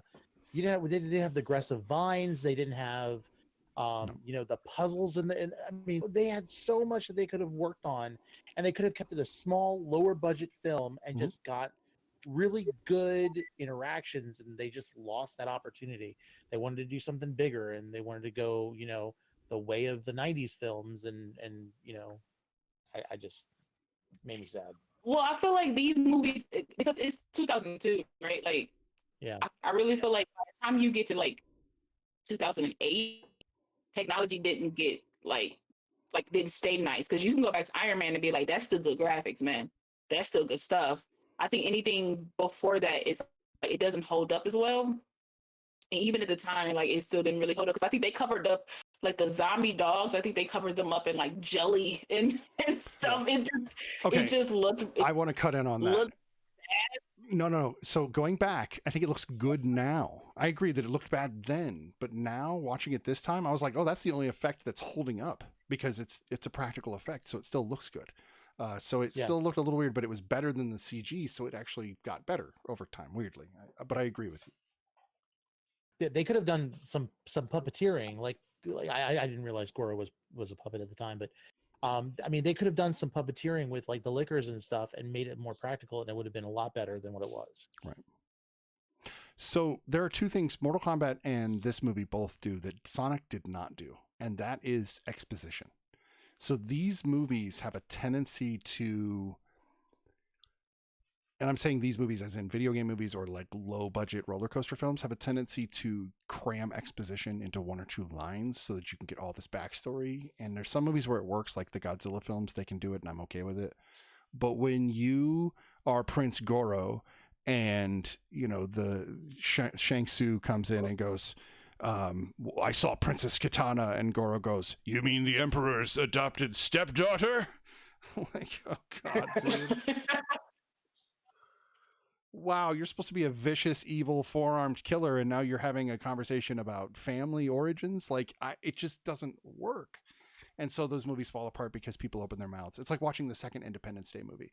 If you mute that movie, it's fantastic. It's a brilliant film because it's got all the like space stuff and the alien stuff in the first one, and they've updated stuff. But as soon as anybody opens their mouth in that movie, I just get sick to. I'm just like, you guys have ruined the original I feel like Independence Day. when movies do that, I feel like they are like spitting in the face of their like viewers, as though like they're not smart enough to catch on, or they're not smart, or like you're not smart enough to like have laid a trail that we can follow, that we know what's going on. Right, because like it's like you don't have to. It was like, okay, prime example for me is the Harry Potter like books and films. The first Harry Potter book is called Harry Potter and the Philosopher's Stone. But we're the only place, America is the only place where it's called the Sorcerer's Stone, because they didn't think that we could understand what it was. Which is sad. So they changed it to Philosopher's Stone to be like, oh, okay, they're not going to research, they're not going to like figure it out. They can't get the context from the movie or the book to figure out what this is. So only in the United States is it Sorcerer's Stone and not Philosopher's Stone. And I hate when why do you automatically assume we're dumb? I don't like it. Well, because a lot of people are. The three of us aren't, but others are, unfortunately. And okay, we're going to build a big wall and we're going to put it around in place and we're going to make everything. So when I worked in the video game store for years, when I was working during the Grand Theft Auto 4 release, and so that was a big day, and we had a ton of games, and I had to work my butt off that day, right? Because everybody was coming in. But I'll tell you right now, 80% of the people that walked in the frickin' building walked up to me and would go, "Do you guys have Grand Theft Auto IV?" And I'd go, "You mean 4? The Roman numeral 4?" And they wouldn't get it. And they'd say IV, IV, IV, IV. And I'm like, I don't have any IVs here. I have video games, but I don't have any IVs here. And it drove me a little nuts. It's just one of those subtle things that made me realize that it's not, and I'm not blaming anybody. It's an education system problem. And we don't need to get into that on this show at all. I'm blaming it. But Google existed back then. Blaming it. I know Google still exists and people still don't get it. The education system is definitely, anyway. So that aside, that's why I believe it. That's why I believe that they cram that stuff into these movies, because most people can't handle thinking. Well, we don't honestly know things until people tell us to think that way anyway. I mean, my biggest problem, and this has nothing to do with games or anything else, is people who drive trucks have a CDL license, is what everybody says. It's a commercial driver's license. Really? Like we don't think about what we know. We don't know those things, and it's only getting worse. We have to be told, and unfortunately, Europe and the rest of the world kind of has some ammunition, especially when it comes to American tourists in those countries. So hey, we're invading them with our movies. Yeah. Look at China. Okay. Sorry, we're getting invaded by like their television, so it's fine. It's okay. Exactly. Yeah, although we remake British shows all the time, but other than that 70s show, have you ever seen a British remake of an American television show? Yes, but I can't remember the name of it.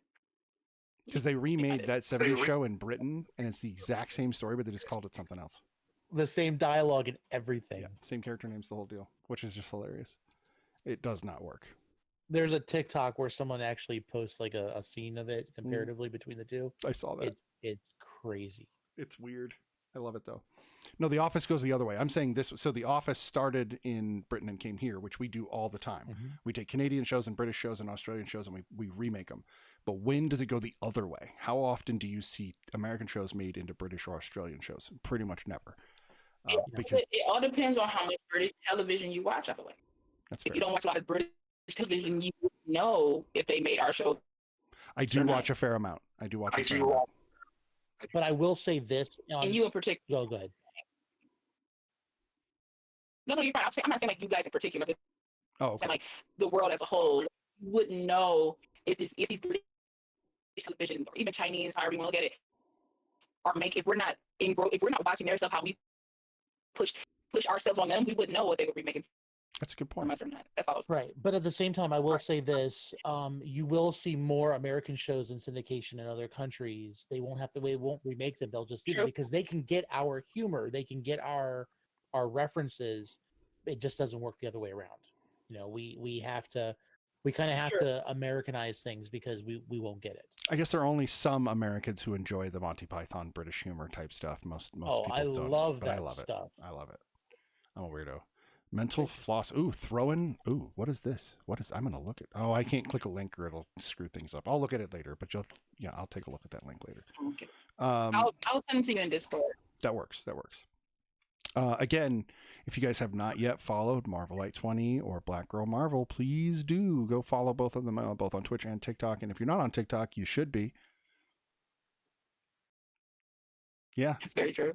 just that simple. You are missing out on so much if you're not on Just TikTok. fun. I laugh and cry at TikTok literally every day. There's at least a video that'll make me giggle hard out loud or tear up because there's some really amazing stuff on both sides.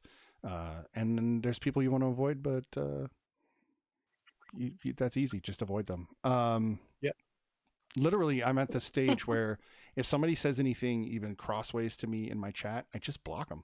I don't even care. Yep. I'm not. I am here to have a good time, and I'm not going to give any hate, any haters anytime.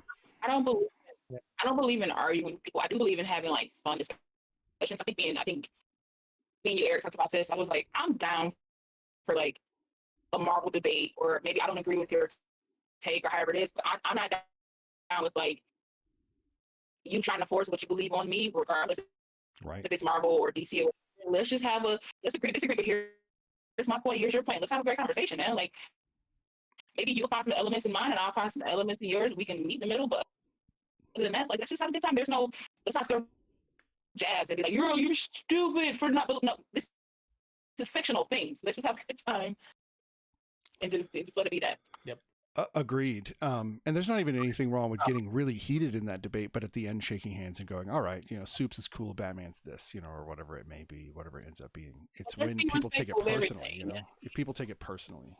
Yeah, people do take it personal. People take it, like, if I disagree with you about a subject, that means you're trash.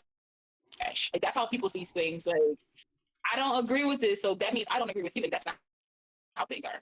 Right. Yeah, I think what we should focus on is we should be thankful that we have content that we can have passionate opinions about. Agreed.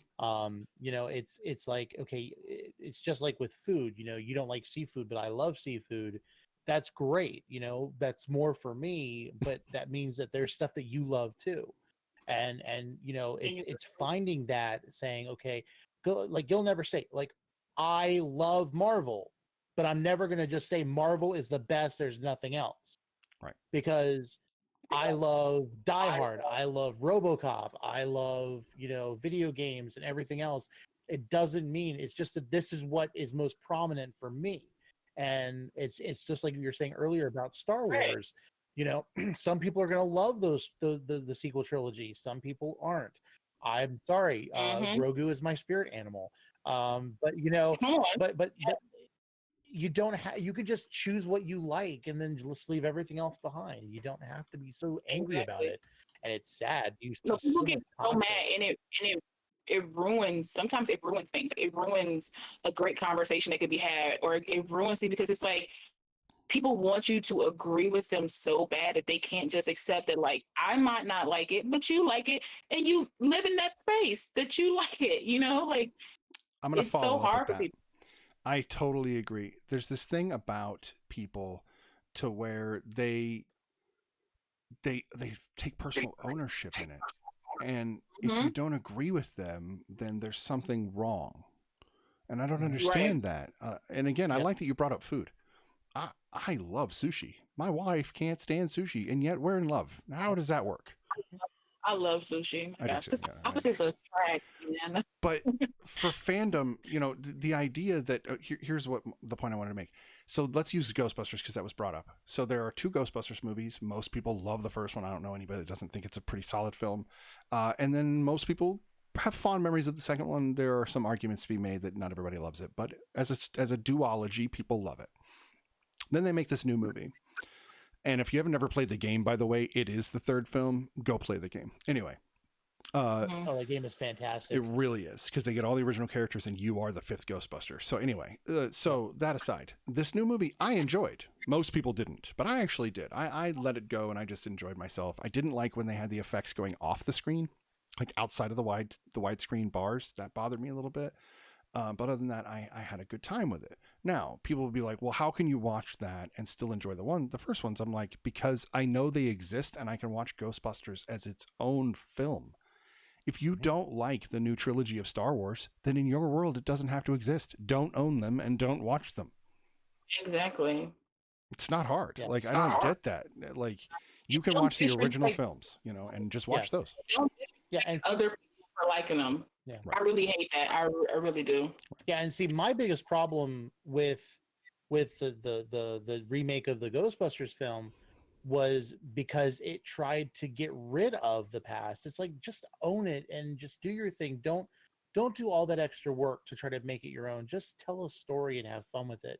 And I can sit back, I can sit down and watch it. It's one of those movies where you can just kind of sit and play it, and you can be like, look, you doing something else, and then look like, oh yeah, I love that part, or you know. And yes, Chris Hemsworth is hilarious in that film. I think he's got great comedic timing. You know, and you can enjoy it for what it is. It doesn't have to be. It doesn't take away from the original. Right. That's what I try to get people to understand. Just because something else comes out, to me, it's like this new Charm series is out. I'm gonna keep talking about Charm, you guys. Please do. This new Charm series is out. Diehard fan of the original. I watched the original from 1998 to 2006. I was there for every episode. You can literally. I had my friend do this on our joint podcast. She was like, I was like, you can give me any title of any episode, and I can tell you what happened in it. Wow. And she did a little thing, and she was like, how do you know this? And I was like, I don't know. It's just in my brain. I love the show so much. But people are assuming that just because this new Charm came out, and I agree, they came out kind of wrong. I agree, they came out kind of wrong. But it doesn't negate the fact that we had 8 seasons of the original. Mm-hmm. And people are so hard on this reboot, quote unquote, that they can't, that they're like, it's not my Charmed, and I'll never watch it. And that's your choice. But you can't rag on other people if they choose to watch it, or if they choose to like it. Your 8 seasons are still there. Go buy them and watch them. Right. Nobody's. Angel asked what happened to the new Ghostbusters movie. I mean, it was released. It did well enough. Are you talking about the sequel to the new one? Because there was one supposed to be released 2021 that they have not made yet. Yes, but the sequel to the original Ghostbusters films, that teaser that they put out was fire. I'm all feeling it. Have you guys seen that yet? No, but I will go check it out. Absolutely. Oh wait, no, I've seen that. That's the Paul Rudd one with the mini Stay Puft guy. Yes, I've seen that. It is so hilarious. I'm ready for this film. Yes. Yeah, I'm ready. I think that fans need to understand that they don't own this stuff. I don't own Star Wars. I don't own Marvel. I don't own DC. And just because I own, like, you know, I've got a bunch of comic books behind me, and I own The Dark Knight. You know, or The Dark Knight Returns. I own several DC comic books. Yeah, that just means that I have the right to read those and, like, do what I want with that particular book. It doesn't mean that I own these properties, and I never will. And if you don't like the way they wrote Rey Skywalker, make your own freaking world and write it, and then have everybody pay billions of dollars to show you that they love your work, and then you could write whatever the hell you want. Otherwise, you're a critic. You know, you're like us. We're just critics. You know, people that's not gonna like that either. There's always somebody that's not gonna like something. Right. Yeah. Everybody needs to get over it. The other thing is, people need to realize there's no original ideas left, and that everything's a remake. Oh my God! Absolutely. Something's always based off of something. I have ideas for a couple of movies, which I'm in the process of writing. That I'm not automatically pulling from a certain, you know, like director or film, but I can look back and be like, I might have been influenced by this just a little bit to come up with the idea. Like something sparked something, you know? Totally. Star Wars. Let's face it. Star Wars in itself is not based upon just an original idea. That's George Lucas taking things from all over the place and building Star Wars. Mm-hmm. Or Unbreakable. I mean, it's not a direct rip, but it's ripped on the whole trope of comic books. I mean, and it's an original thought within taking the context of comic books that have existed before, and it was a great way to do that. But it's not 100% original, and that's fine that it's not. Yeah, M. Night Shyamalan is a John Carpenter of his day. Yeah. It's either good or it's not. Sometimes he's the Paul Anderson. Yes, it's either good or it's yeah. So you did mention Paul W.S. Anderson was, the Resident Evil, and we got about 10 more minutes here, so we're gonna definitely get back into Resident Evil here at the last little bit. But I did want to clarify, because being a big fan of the other director named Paul Anderson, I have to make a very clear point. Paul W.S. Anderson, not that great to me, right? Like I said, Event Horizon, good movie. Other than that, I don't think he's made a single good film. Paul Thomas Anderson, on the other side of this, is by far and away one of my all-time favorite directors, and I think he's brilliant. So let's make sure that people know that I have two different Andersons I think about. Paul Andersons I think about. Yes. That weird aside, but anyway. Resident Evil. The movie maybe never should have been made, but was anyway. It led to the worst set of sequels ever made. I don't know. It's almost like they made the X-Men 3 through 5 or 3 through 7 or whatever, and kept going with Singer's universe, but just kept getting worse than X-Men Last Stand, which to this day is still from my point of view one of the worst superhero movies ever made. I think it's so trashy, so bad. And I even was like, okay, they're continuing the story with Wolverine and with Days of Future Past, but then they're going to fix it with Days of Future Past, which I was fine with. But they kept this stupid, Jean Grey Logan thing going. And I was just like, I don't even like this. There's no charisma. There's no relationship. Anyway, I'm aside. So to me, it's like that. Batman of X-Men. I'm tired. The Resident Evil movie just should not have been what it is. It was a money grab, and then it got out of control because of a director that was like, oh, I can just keep putting my wife in movies. I'm like, okay, great. For me, the best thing out of these films, and I will say this is why I own the box set, this is why I watched it from time to time. I get into the moments where I'm like, oh, I'm about to watch Resident Evil, never the first one. Where it's never the first one, where I'm like, oh, I'm gonna watch it because I like the action. Like, I'm an action girl. I like action from time to time, Mm-hmm. I feel like they have really great fight scenes. I feel like they have really good choreographed scenes, compelling scenes in that sense. Story-wise, they're not breaking the ceiling. Like, they're not, it's nothing special. But I like the action, and I think Mila, for the most part, does action very well. So I enjoy watching her literally in action. So I felt like Mila had the capability of being like the Sigourney Weaver of this era, but just never got the film to do that. Yeah. I think after Fifth Element, she just she got popular, and it didn't matter how bad the film was. At least she would carry it. And unfortunately, I don't think she has a lot of films that you really can go back and say, man, that was just a great film itself. It's just, because Hellboy, that was bad. Like, I was excited to see her, but I was like, cool, buddy. It's like, all right. Yeah, like I said, I think she did better when she was doing things like The Messenger and things before that, where she was taking her role seriously. The action took over. One of my favorite films of hers, not Fifth Element was standing because I love her. Fifth Element is He Got Game with Denzel Washington. She was very great in that movie. Doesn't she play? Oh God. She plays like a prostitute or something like that. I was going to say she's also in the movie Stone with Edward Norton and Robert De Niro, and she plays a pretty hard-edged person in that. I think she did great in that. Again, I think she's got chops. That's what pisses me off, is that somebody like chops has thrown her career in the mud to now be stuck doing things like Monster Hunter. Now she's just stuck doing video game movies. I'm just like, come on, Mila, man, you were better than this. I mean, her daughter, a young Black Widow, so we'll see her in Black Widow. That's her daughter? Yeah, that's her daughter. The girl from Midsommar? Yeah. Okay, her daughter's got chops. Well, she's Marvel. At least she has an opportunity to do something good. Oh, you know what? The movie Mila Jovovich I just thought of that I love her in is Zoolander. Oh yeah. Okay. She plays the Russian hench lady. I would love her to be more comedic. Like, I feel like she's at a level now where it's like, maybe not like for like American people for the most part, but like she's at a level now where she can probably pick and choose what she wants, or she can create her own like content, like her own films and stuff like that. She should go into like the comedic route because what's her name? I can't remember her name. Her name is Rose something, and Rose Byrne actually. Who knew that Rose Byrne was funny?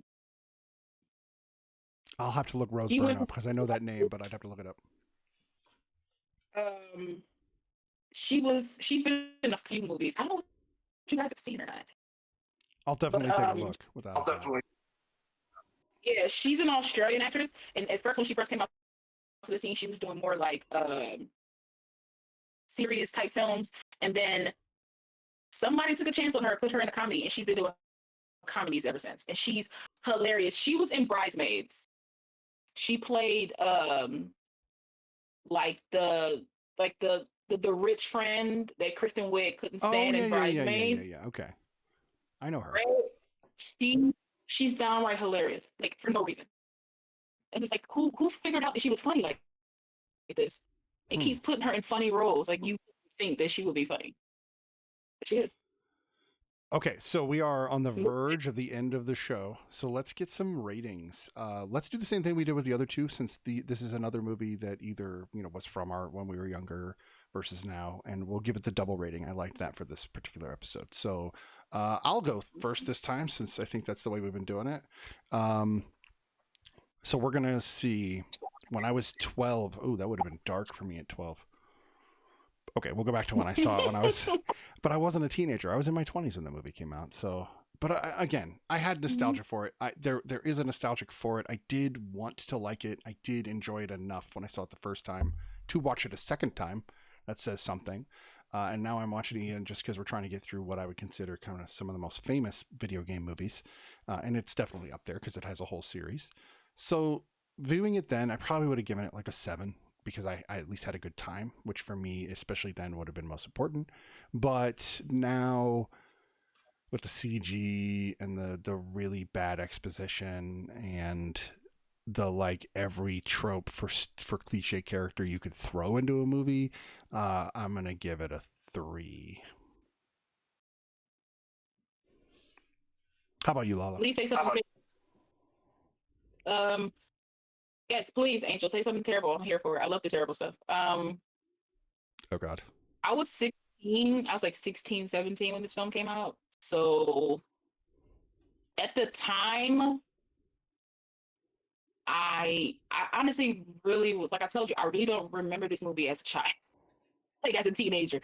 It's one of those movies that I like bypass. But if I had to, I think back then I was like maybe I'll give it a solid 6. And then as an adult, like I watched like half of it before we started the stream, and I was like, I literally said out loud because I talk to myself out loud from time to time, and I said, "Oh, this is why I don't watch the first one." So, I say still now I'll give it like maybe a 6. I'll go up 1 and give it a 7 now because I can appreciate like some more of the acting, some more of the um um what's that stuff called? The action within it. But other than that, it's not one of my favorites. So you're actually giving it a 7 now? I'll give it the 7 now. Okay. Yeah. Sweet. Oh, you're generous. I'm way more. I live in the era of like I take it for what it is. So I'll give it a 7 now. That's fair. No, that's fair. Tony, what do you got? I would probably have given it a solid, well, a very loose 6 when I first watched it. First of all, Angel, I'm going to say this. I think Paul W.S. Anderson felt the same way. Dude, Marvelites. It's like I mean, let's face it. It's like, oh, we really like her in Fifth Element. Let's make it even worse in this one. But that's the thing. If a movie has to use sex to sell, that's part of the problem. And then here's what happened. Back when this film came out, I was in college. This was a guilty pleasure for me then. Like not even the naked Mila thing. I honestly would kind of skip through the first part of it because it was too cringy at first. The red dress and blah blah blah. And we're gonna have an action film, so let's put the girl in the dress that makes no sense whatsoever. At least it wasn't a low cut, like there- knee length dress. It was at least waist high, so she could move around a little, at least, Yeah. very least.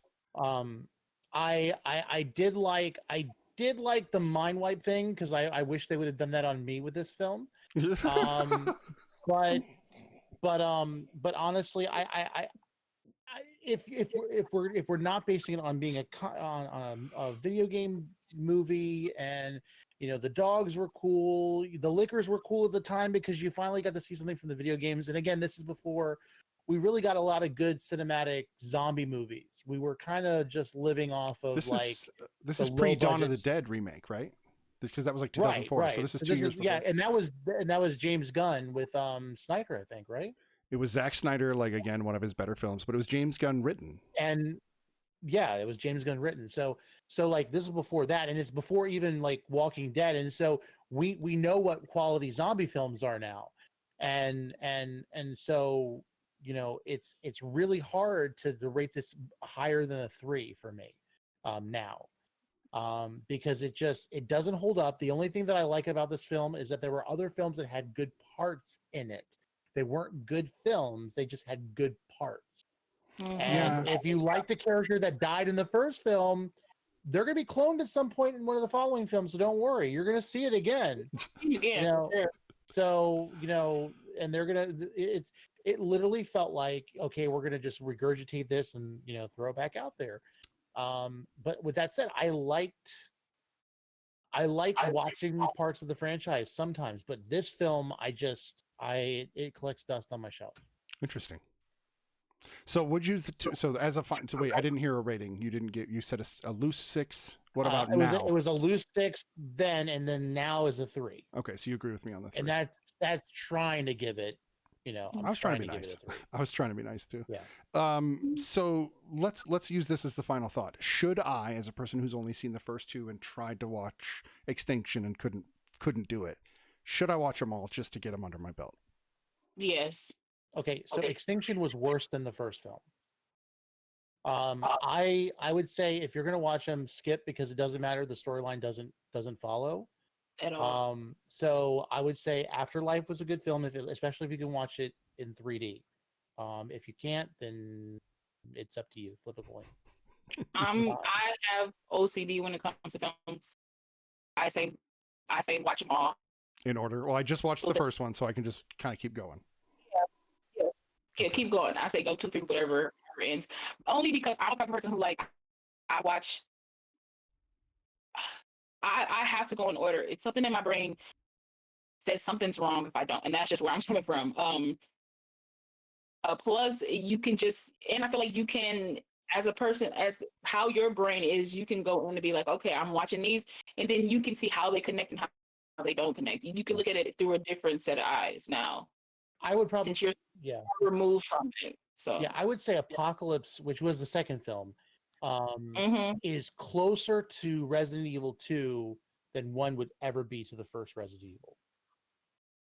And then after Apocalypse, you're watching something completely different. They basically just Capcom just is probably just everybody's rolling over in their they were just trying to get that money. Yeah, of course. I would say remove the games from your brain. Like after Apocalypse. After Apocalypse, like just go into it like, okay, let's see, watch Apocalypse. After that, just take the movie for what it is, and then make your make your adjustments as you go. I will take. And you do get to see Chris Redfield at some point. But I'll say this: I can't remember the actor's name, but I think it's hilarious that the guy who plays Chris Redfield later on in the films is the guy from Prison Break who can't break out of prison. That's weird. Just my thought. Yeah. Well, I will take both of those into consideration when I do potentially go watch these films. We are going to raid somebody. Lala, I'm not sure if you've done a Twitch enough to know what a raid is, but it's basically when my channel decides to take our viewers to another channel and say hello and give them the viewership. It's a way to continue to build community. And really strangely, there's a guy on that I follow named Diamond Dogs, if you will, and he's playing Resident Evil right now. Oh. So we got to rate him. Like, that's just got to happen. Okay. So also, that actor is Wentworth Miller. Okay, sweet. So that'll be this evening's show. Thank you guys for tuning in. I really appreciate everybody who stopped by. Angel, Joker, Lady Crossheart, Brosiah, Psycho came in, and of course I appreciate my two guests, AK Easy, exactly. My two guests, both Black Girl Marvel and Marvelite 20, and both Lala and Tony. I do appreciate that. The show is over. It is a 3-hour show. I apologize. I would continue, but I have life and family, and I love them, and I want to see my baby before she goes to bed. But we will have Lala back. You're in the chat, if you will.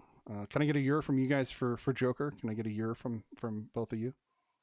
You're Nice, Joker. There you go. A couple years for you. Anyway, you guys, of course, no problem. I enjoy having everybody. This is fun. So you guys have a great evening. Of course, the two guests, you guys can stick around for just a second. But here we go. Let's see how this goes. I'm going to pull him up over here so I can see how he responds. Okay, guys, have a great night.